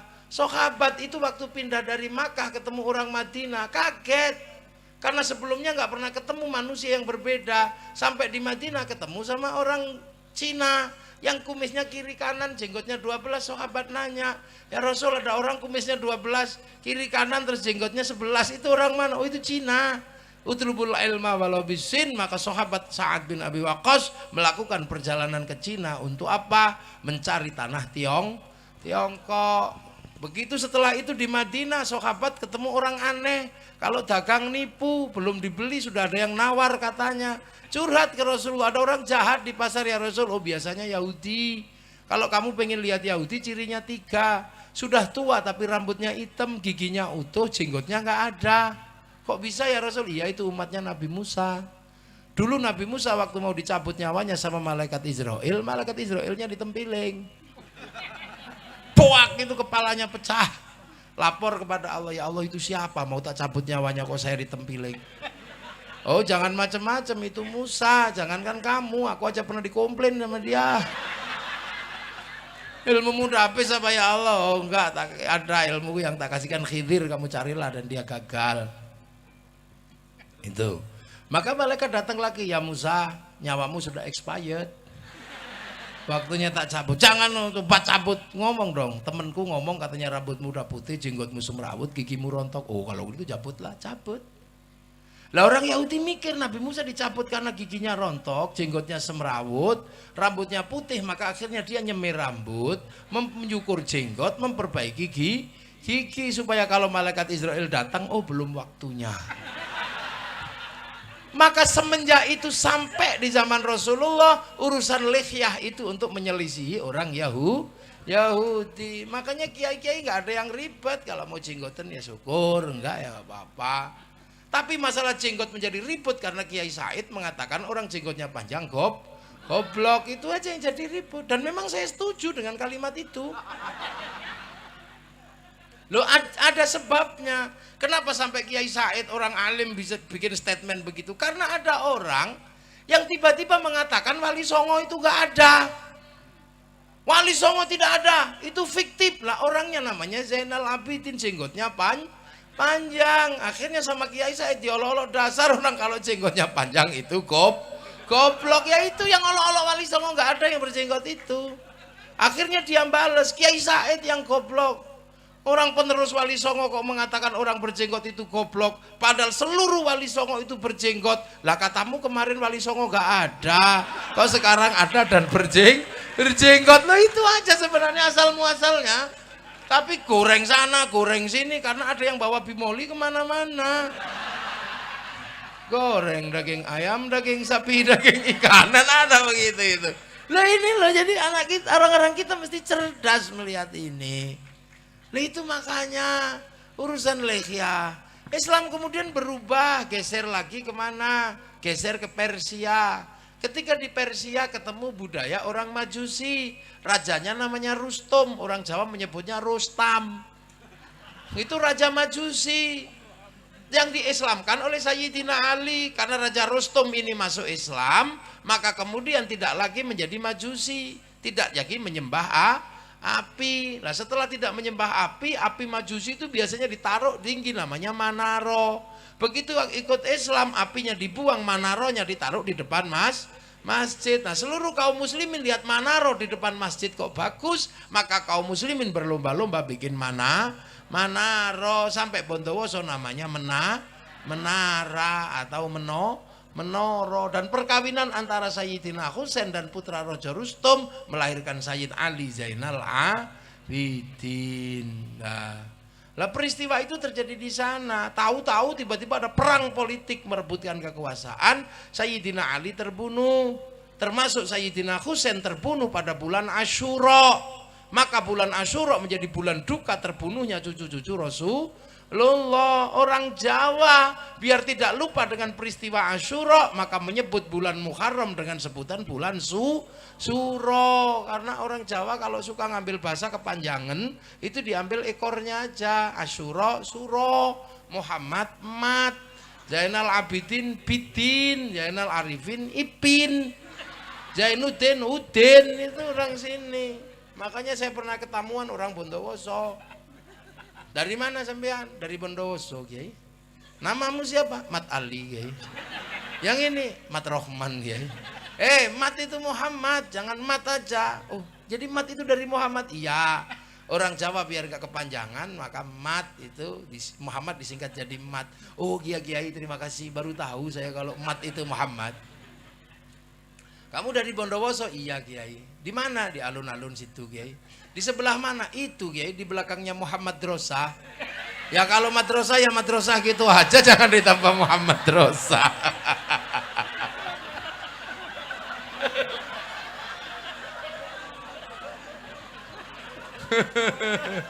Ya jangan ditambah Muhammad Drosa.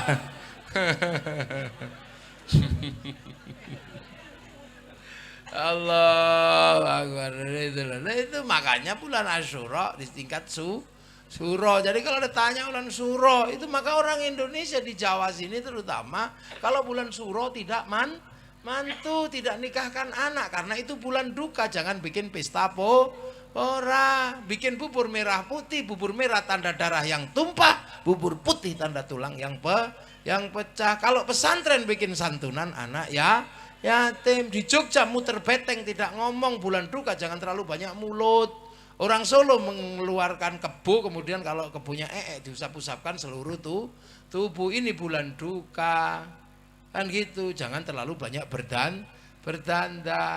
Loh, ini caranya orang Indonesia mengingat masa lalu agar tidak lupa. Makanya ketika cucu-cucu Rasulullah di sana kehilangan tanah air, maka ketika cucu Rasulullah sampai sini nggak tabrakan dengan tanah air Nusantara, berkompromi secara bagus. Itu kain ini apa, baju ya, misalnya baju ini sebenarnya baju syar'i, jubah, tapi di sana bisa dipakai. Tapi orang Bondowoso nggak mungkin pakai jubah terus kalau ke sawah. Makanya potongan itu jubah itu dipotong. Potongannya baju syar'i disebut sar'un.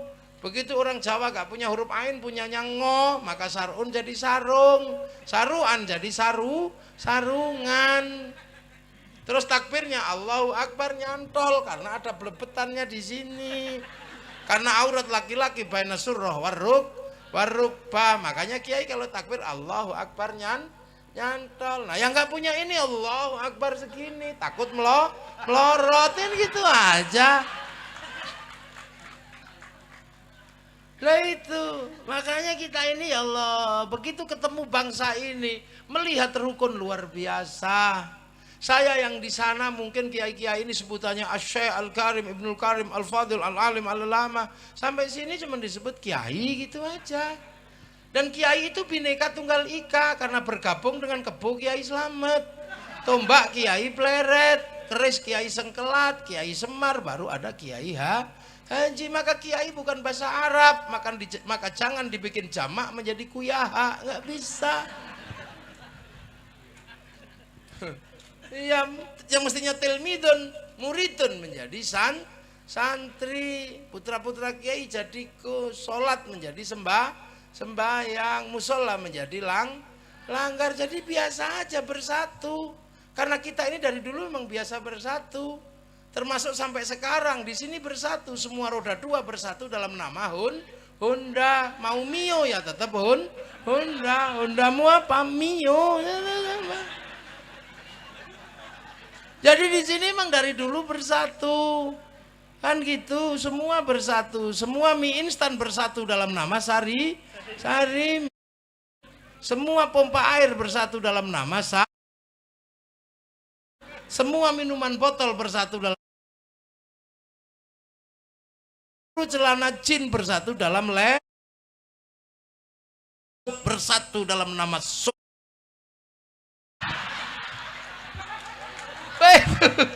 itu Indonesia. Jadi biasa aja. Makanya kita bersatu dan semua disatukan.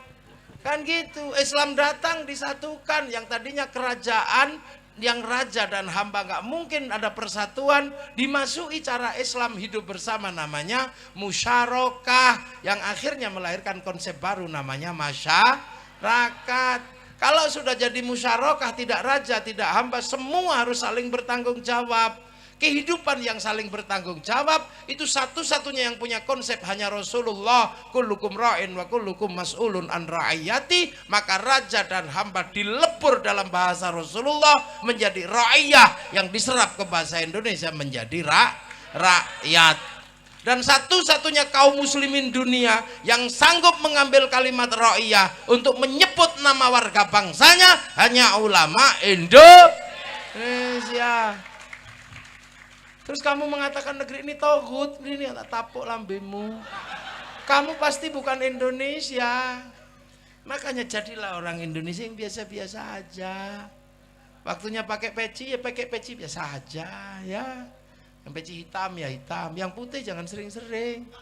Karena kamu nanti lupa kedudukanmu, sudah merasa kiai padahal masih santri.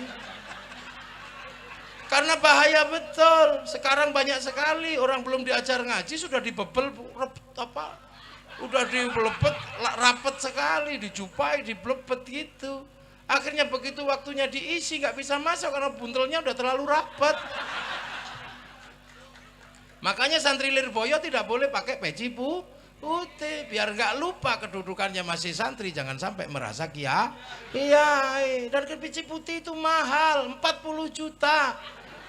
Jangan kemudian kita ini mau kalah menangan dengan orang-orang yang sudah haji, kasihan yang 40 juta sampean nggak modal.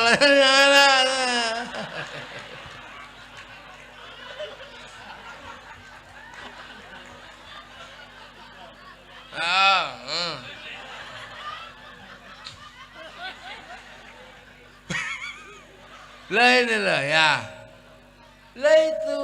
Makanya satu-satunya yang bisa mengambil kalimat ra'iyah itu hanya umat Islam Indonesia. Tapi nggak kerasa karena kiai nggak terus kemudian dihilangkan semua, enggak. Yang hamba masih boleh bilang ambo, yang hamba sahaya masih boleh bilang saya, yang kawulo masih boleh bilang kulo, yang pukulun masih boleh bilang ulun, yang abdi masih boleh bilang abdi. Ini hebat. Ra'iyah kalau ngumpul jangan jangan membicarakan yang lain, bicarakanlah nasibmu. Membicarakan nasibnya ra'iyah dalam Al-Quran disebut wasyawirhum fil amri, maka pertemuan ra'iyah disebut musyawarah. Itu Quran tul. Nah kalau sudah musyawarah jangan lupa, jangan menang-menangan sendiri. Tafassaku fil majalis fafsaku yafsakillah. Kedudukan ruang musyawarah namanya majelis. Dan kalau kamu mau angkatlah pemimpinmu sesuai dengan standar wasi'a kursiyus samawat, maka kedudukan pemimpin disebut kursi. Maka ada kursi bupati, ada kursi presiden. Tapi jangan lupa yang bangun sistem ra'iyah, musyarakah, yang bangun sistem musyawarah, yang bangun sistem majelis ini adalah para wali yang datang ke Indonesia. Maka kawasan di mana para wali membangun disebut wilayah, dan al-wali meninggalkan wilayah, yang wilayah itu dikasih nama Negara Kesatuan Republik Indonesia. Nah kamu cari negeri seindah Indonesia dengan sistem keislaman yang luar biasa, nggak akan ketemu. Makanya jangan bilang negeri ini tauhid. Disinilah puluhan bangsa bersatu, maka benderanya adalah bendera persatuan. Kalau bendera NU cuman NU, bendera Muhammadiyah cuman Muhammadiyah, bendera Coca-Cola cuman Coca-Cola. Tapi kalau sudah merah putih Sabang sampai merah, oke. Makanya Belanda paling marah lihat merah putih, tidak marah lihat bendera NU, tapi marah dengan bendera merah putih karena mempersatukan perbedaan. Para ulama tidak boleh kalah dengan Belanda. Kalau tidak boleh mengibarkan, kibarkan di atas rumah. Belanda masih curiga, tiangnya dikasih tebu, curiga lagi dikasih padi, tiangnya dikasih kelapa, masih curiga dikasih pisang, masih curiga bahwa tumpeng sama ingkung makan. Oh ternyata cuma mau makan. Tapi jangan lupa begitu makanan habis, padi mengering, tebu mengering, pisang mengering, kelapa rontok, yang tersisa tinggal merah putih. Makanya ketika ditambah biru sama Belanda, disobek sama santri, lahirlah peristiwa 10 November, ratusan ribu nyawa bahkan jutaan mempertahankan pemersatu namanya bendera merah putih. Tapi anak milenial mengenal merah putih hanya seharga 50.000. Maka kadang anak milenial nggak ngerti, dulu merah putih minta darah dan nyawa, sekarang merah putih hanya minta kita mengangkat tangan. Maka jangan sekali-sekali kita angkuh, dan jangan sekali-sekali kita tidak mau mengangkat tangan, karena hari ini merah putih hanya minta kita begini, tidak lagi minta darah dan nyawa. Makanya kalau ada yang mengatakan bahwa merah putih adalah tohut, angkat bendera tohut, ini pasti di zaman perang nenek moyangnya tidak ikut berperang, atau jangan-jangan nenek moyangnya bandar dadu. Ini loh bangsa, kamu sekarang bisa apa saja. Kamu bisa menjadi Eropa karena teknologi memungkinkan. Kamu bisa menjadi Arab karena orang memungkinkan, buka aja media. Tapi satu yang kamu tidak bisa berubah, apa? Kamu tetap menjadi Indonesia. Walaupun kamu seperti orang Arab, kamu pulang ke Arab tetap ditanya pasportmu mana. Walaupun kamu seperti orang Inggris, kamu akan ditanya pasportmu mana. Maka jangan lupa, kita ini pangkat muridnya ulama. Yang terakhir perbedaan dunia hanyalah perbedaan bangsa. Maka jangan sampai lupa bahwa kita punya bangsa. Makanya Malaysia hebat.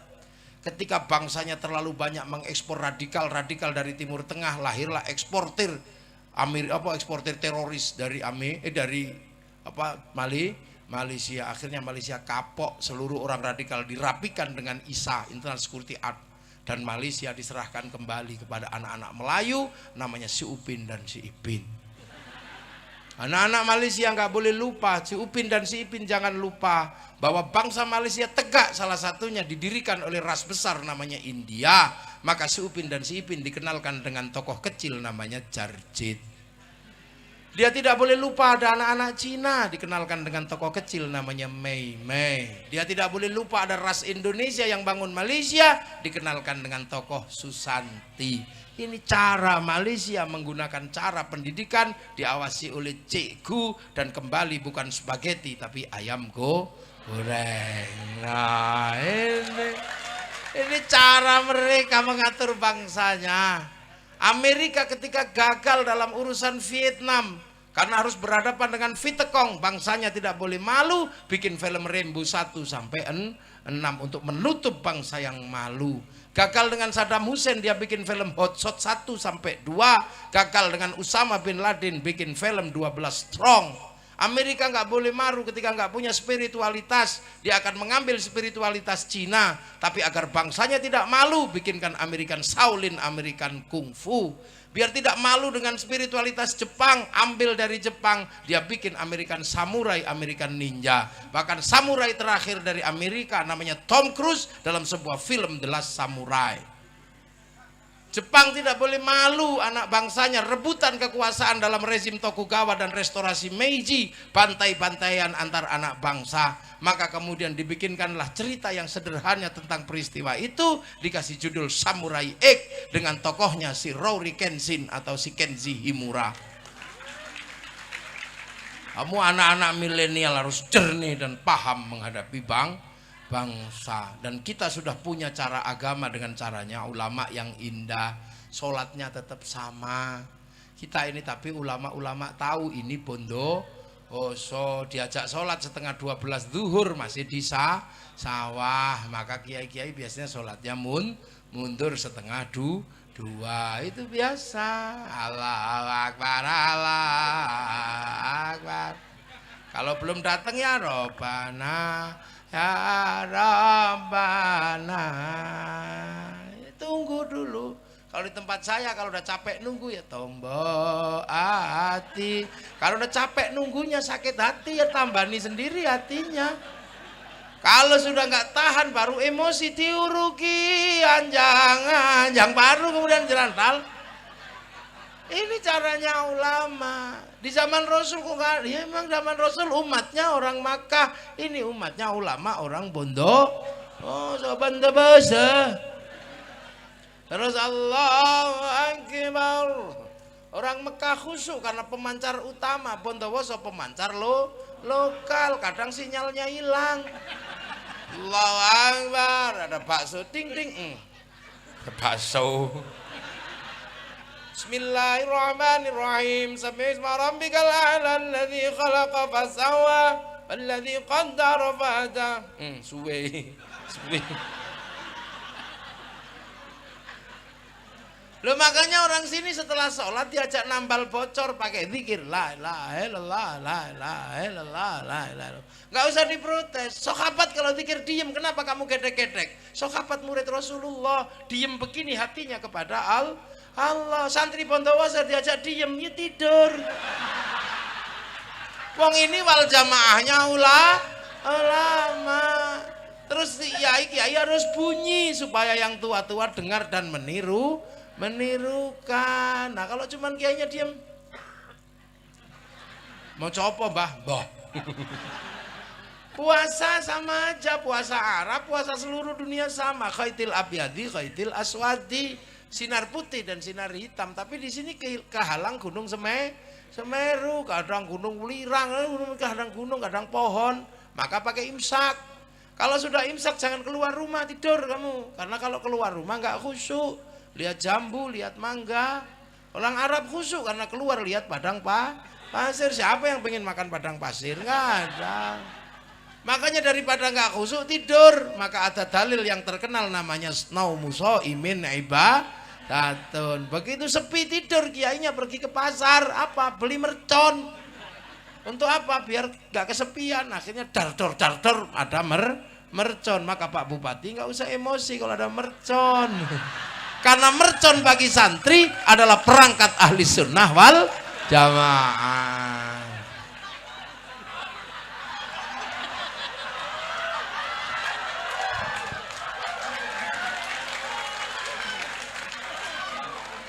Lah itu indah. Terus kemudian kalau malam tek ada kaleng ditarik, sahur ora sahur sak karepmu. Itu cara kami jadi agama di tangan para ulama menjadi indah dan berarti di tangan yang lain sepi. Haji apa sama aja ke Mekah, tapi orang Bondowoso jauh, ngantrinya lama, maka nempelkan gambar Masjidil Haram. Aku besok ke situ. Nanti daftar, setelah daftar pakai kain ihram. Kemana? Ke alun-alun Bondowoso. Terus labbaik Allahumma hajjan, ihram dipakai, niat beneran, Ka'bahnya triplek ini. Ayo hajjan. Terus diantar sekampung pergi ke asrama haji Sukolilo Surabaya. Yang pergi haji masuk asrama, yang ngantarkan belok kebun binatang kan biasa di Indonesia. Ya itu caranya ulama, nggak usah diprotes, bid'ah ya terserah kamu lah. Loh, ini muridnya ulama, nggak ketemu langsung sama Rasulullah. Kalau ketemu Rasulullah langsung, assalamualaikum ya Rasulullah. Tapi muridnya ulama ketemunya kiai, maka kiai punya kewajiban mengajarkan cinta pada Rasulullah. Bagaimana cara membangun cinta ketika kita nggak ketemu? Ulama hebat dengan cara daerahnya masing-masing. Yang di kampung Kanjeng Nabi Muhammad lahir ing Mekah dinone Senin 12 Mulut tahun gajah. Ini santri kampung biasanya. Kalau santri pesantren ya marhaban ya nurul aini, marhaban Jandal Husaini, Allah marhaban. Santri yang muda, yang kuat-kuat. Wassalamun mustamirun kulakini atajandat. Santri muda, santri tua ya.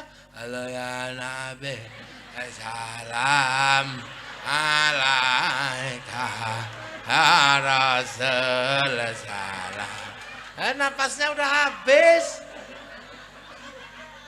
Yang seneng isyari sambil terbangan, tanakal atawa selalu santri Yang ibu-ibu punya gaya berbeda. Karena apa? Setiap hari masak dengarkan radio dangdut, Suara Giri FM, oh lala, Suara Giri FM. Makanya kalau sholawatan pakai gaya dangdut. Ya Rasulullah, salamun alaik, ya Rafi'an syah. Loh, langsung nyantol. Ada yaji,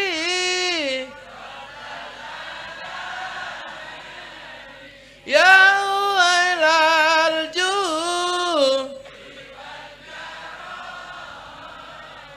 ya wailal jud, ya wailal jud. Duhai senangnya loh, ini muridnya ulama biasa aja. Yang suka India kayak India, ya Rasulullah, salamun alaik. Loh, langsung bisa. NU tenan ini. Haraji anfatayaji ratal alami ya wailal ju naknu jiranum milik zani wal na'riful badha was-safa wal-bay tumhiho mata tumhiho. Lu itu India. Yang suka lagu Jawa, ya Nabi salam alaika, ya Rasul salam Anglia numpak. Wes. Ini cara. Makanya Gus Dur seorang presiden yang alim dalam sastra membuat sholawat tetap dengan lagu dangdut. Astaghfirullah, astaghfirullah, Rabbi zidni ilman nafi'an.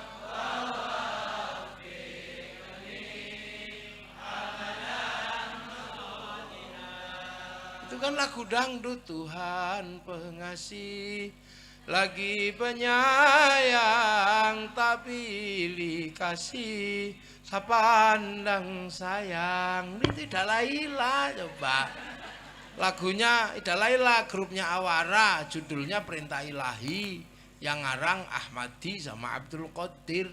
Makanya lagunya bagus, wong yang ngarang Kiai. Nah sekarang lagu bikin pusing kepala, yang ngarang siapa nggak tahu. Di mana, kemana? Ini lagu kok tanya, dah. Sampai Ayu Ting Ting itu suaminya hilang, nggak tahu dia. Ada lagu nggak ada itu suaranya, bokongnya toh. Lagu Inul, ini lagunya kan goyangnya ngebor. Sampai kiai-kiai se-Indonesia ribut. Itu asal goyang setan ini, goyang iblis ini. Kiai-kiai ribut, Gus Dur aja yang nggak apa-apa, Mbak Inul gitu aja kok repot.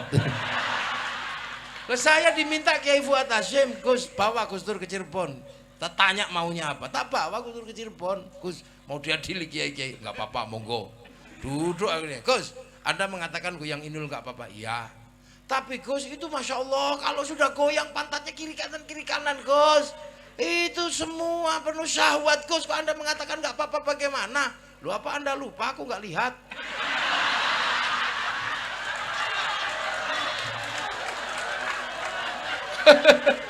Akhirnya berhenti, nggak ada yang ribut. Lah itu. Lu makanya saya itu heran. Sholawatan itu loh ya. Apa aja kok bagus karena Rasulullah dan umatnya macam-macam. Dangdutan bagus, wayang ternyata nggak bisa. Wayang itu Jawa tok bagusnya, bahasa Indonesia jelek. Om bumi gonjang ganjing langit kelap-kelap. Om bumi berguncang-guncang langit berkedip-kedip, jelek. Indonesia Raya itu ya cuman bahasa Indonesia bagusnya, bahasa Jawa jelek. Indonesia tanah airku, Indonesia lemah banyuku, jelek.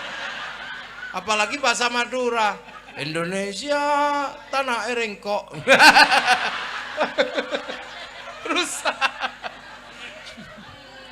Loh, adzan itu juga nggak bisa. Adzan itu ya begitu, itu bagusnya dirubah jelek. Hayya 'alas shalah.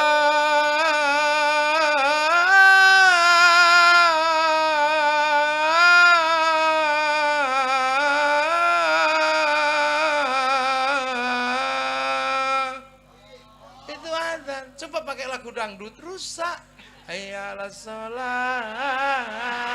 Ya nggak boleh. Rusak, jangan. Nah inilah makanya ulama ini mampu menghantarkan bagaimana orang mencintai Rasulullah. Makanya datang sholawatan walaupun nggak ngerti, misalnya kayak sholawatan Simtudururnya Habib Syekh. Ini kan model baru. Tapi karena ulama sudah membangun mahabbah, walaupun kadang nggak ngerti, datang juga ke alun-alun. Ya Hanana, ya Hanana, ya Hanana, ya Hanana. Ya Nabi Muhammad, dzalikal fadlu minallah.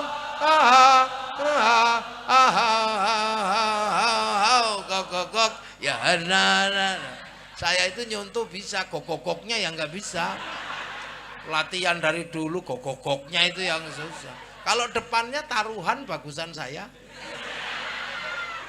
Kokoknya nggak bisa. Nah. Santri-santri walaupun nggak ngerti tapi seneng, akhirnya datang ke alun bener, ya nana, oh terada gentiro sleng yang naik, fals naik, nah ini yang buat orang ribut. Apa itu sholawatan kok pakai joget-joget? Itu bid'ah itu, hulu berlebihan. Nanti dulu, kamu nggak kenal mahabbah sih, kamu kenalnya cuman fikih, nggak mengerti ilmu cinta. Kalau orang kenal cinta, iya Nana, biasa aja orang cinta itu ekspresif. Pacar jauh datang, yes, ya biasa aja. Gak usah ribut. Apa cinta kok berlebihan? Kalimatnya anta syamsun, anta badrun. Loh, emang cinta itu dari dulu berlebihan, deh. Berlebihan, dek. Wajahmu seperti purnama. Emang kayak jerawat doa aja seperti purnama. Karena cinta itu berlebihan. Apa kalimatmu musyrik? Ya Rabbi bil Mustafa balik maqasidana. Kalimat cinta dari dulu mengandung kemusyrikan. Kalau dilihat dari ilmu fakih, sehari aku tidak bertemu denganmu, mati aku. Apa enggak musyrik itu? Sehari enggak ketemu aja kok mati.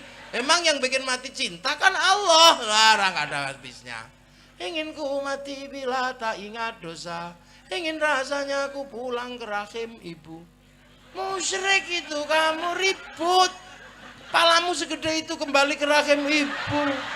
Durhaka kamu. Gak ada habisnya. Ini kalimat mahabbah dan fakih, jangan dicampur. Ya kan? Ope nyanyi musyrik. Hanya dirimu yang bisa membuatku tenang, tanpa dirimu aku merasa hilang dan sepi. Ya musyrik masa tanpa dirimu merasa hilang dan sepi. Kamu gak punya Allah ya? Nggak ribut. Roma Irama pacarnya hilang, musyrik. Ku tahu rumus dunia. Emang kamu ngerti rumusnya dunia? Kayak Allah aja. Pacar hilang, tanya Allah karena cinta, nggak mau SMS. Seandainya aku bertemu Tuhan, akan ku tanyakan tentang dirimu. Asa, pacar hilang tanya Allah. Loh ya inilah cinta. Makanya madhab cinta ini, madhab mahabbah jangan dilihat dari fikih, nggak nyambung.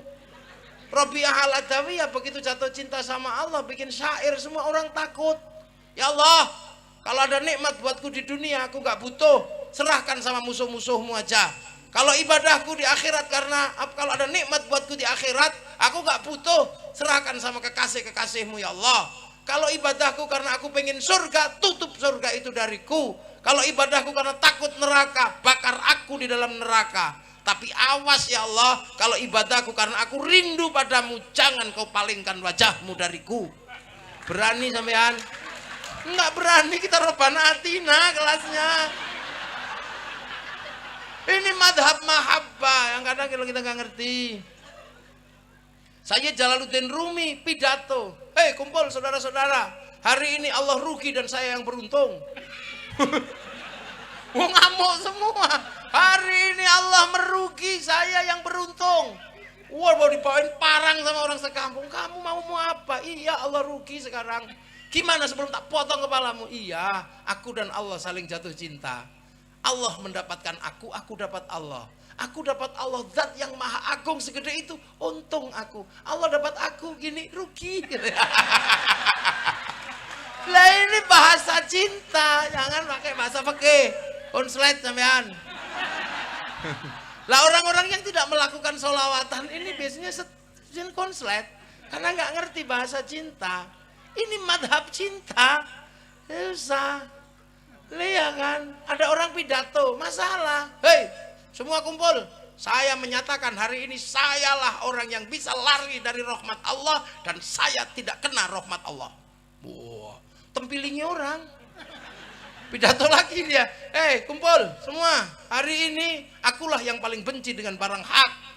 Tempilingi lagi, nggak kapok. Hari ini saya punya sesuatu yang Allah nggak punya. Sudah benjut dia dipukuli sama orang, tapi nggak berubah. Tapi Sayyidina Ali datang, mau apa? Kan sama-sama orang pinter. Kok kamu bisa lari dari rahmat Allah dan tidak kena itu gimana? Iya, tadi kan di kampung sana saya lagi ke pasar, ada hujan, saya lari dan bersembunyi. Hujan kan rahmat, nah saya nggak kena. Maka jadi orang jangan reaksioner, dikit-dikit musyrik bid'ah, orang belum tahu. Nanti mau apa? Kamu benci barang hak, ya iyalah, mati itu hak. La yastakhiruna sa'atan wa la yastaqdimun, mati itu hak. Nah aku itu nggak suka, aku benci mati, aku pengen hidup terus. Oh iya. Terus kamu punya, Allah nggak punya, itu apa maumu? Ya iyalah, aku punya anak istri, Allah nggak punya. Lah ini kan, ini orang-orang dulu itu suka iseng. Kalau pidato maka jangan reaksioner. Loh, makanya ilmu itu kalau nggak disatukan dalam satu teks itu kalau disatukan dalam satu ilmu rusak. Quran sama Quran bubar. Satu sitati ayamin, satu kun fayakun. Yang satu innallaha ala kulli syai'in qadir, yang satu innallaha la yughayyiru ma biqaumin. Fikih sama Quran iso ribut, la talbisul haqqo bil batil, tapi hujjah fikih darul mafasid muqaddamun ala jalbil masalih, ad-daruratu tubiqul maqdurat al-masyaqqatu tajribut taisir. Quran sama tasawuf konslet. Yang satu innani anallah la ilaha illa ana fa'budni, tapi ilmu tasawuf mengajarkan apa? Min alamatil i'timadi alal amal nuqsanur roja'i 'inda wujudiz zalal. Konslet semua, maka butuh ilmu ya.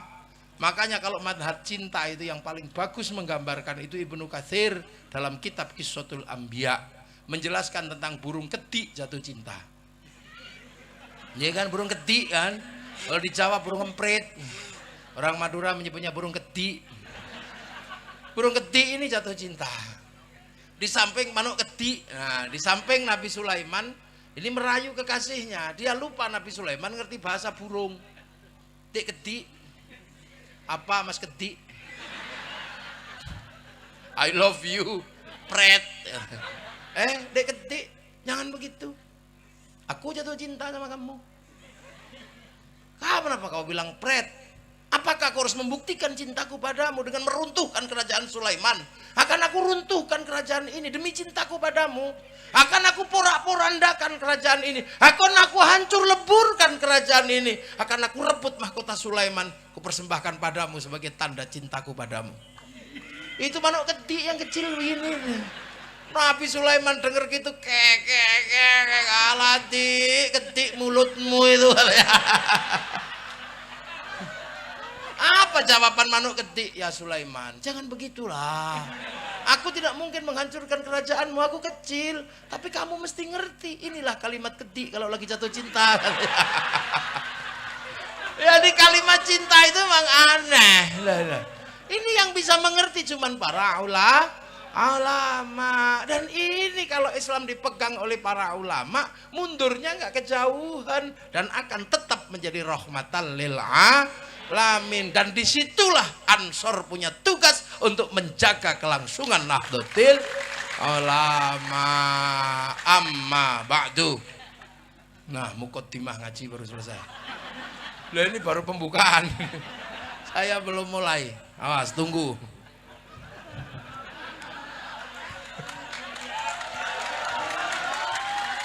Allah, waduh gede. Ini jong. Waduh gede. Ya, itu kan. Saya tahu kalau bahasa Emprit itu gede itu waktu haflah di Nurul Jadid. Gus, gede apa burung emprit itu gede katanya. Oh iya gede. Manuk gede.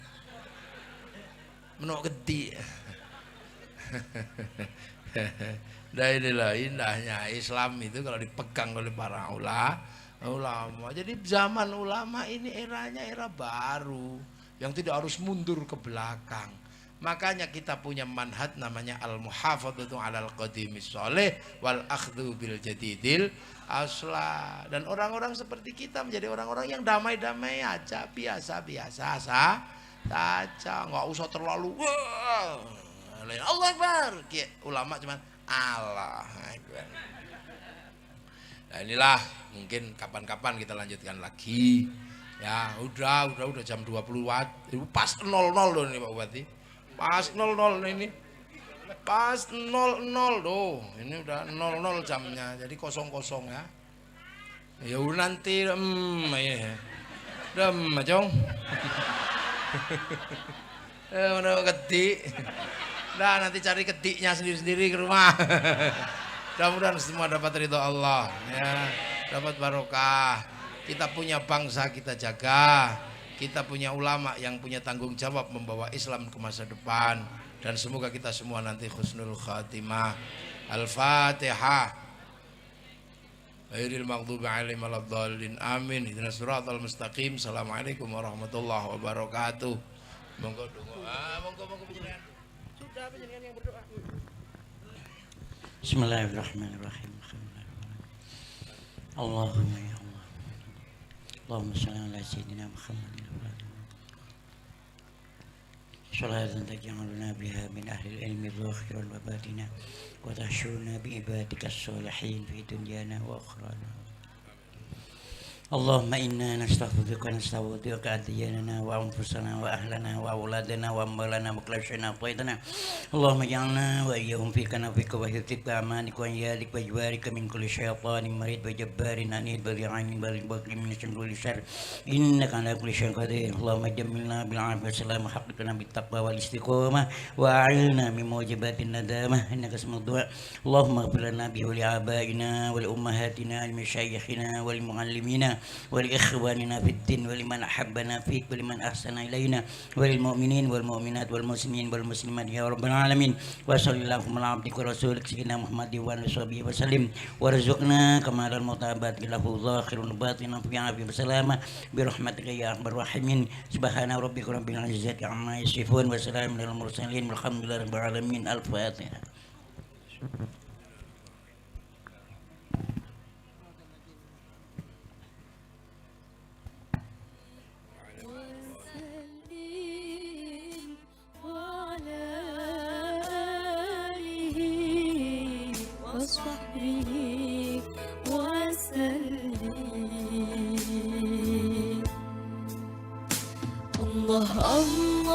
الله ثبت وانصر أهل الجمعية bareng-bareng جمعية نهضة العلماء لإعلاء كلمة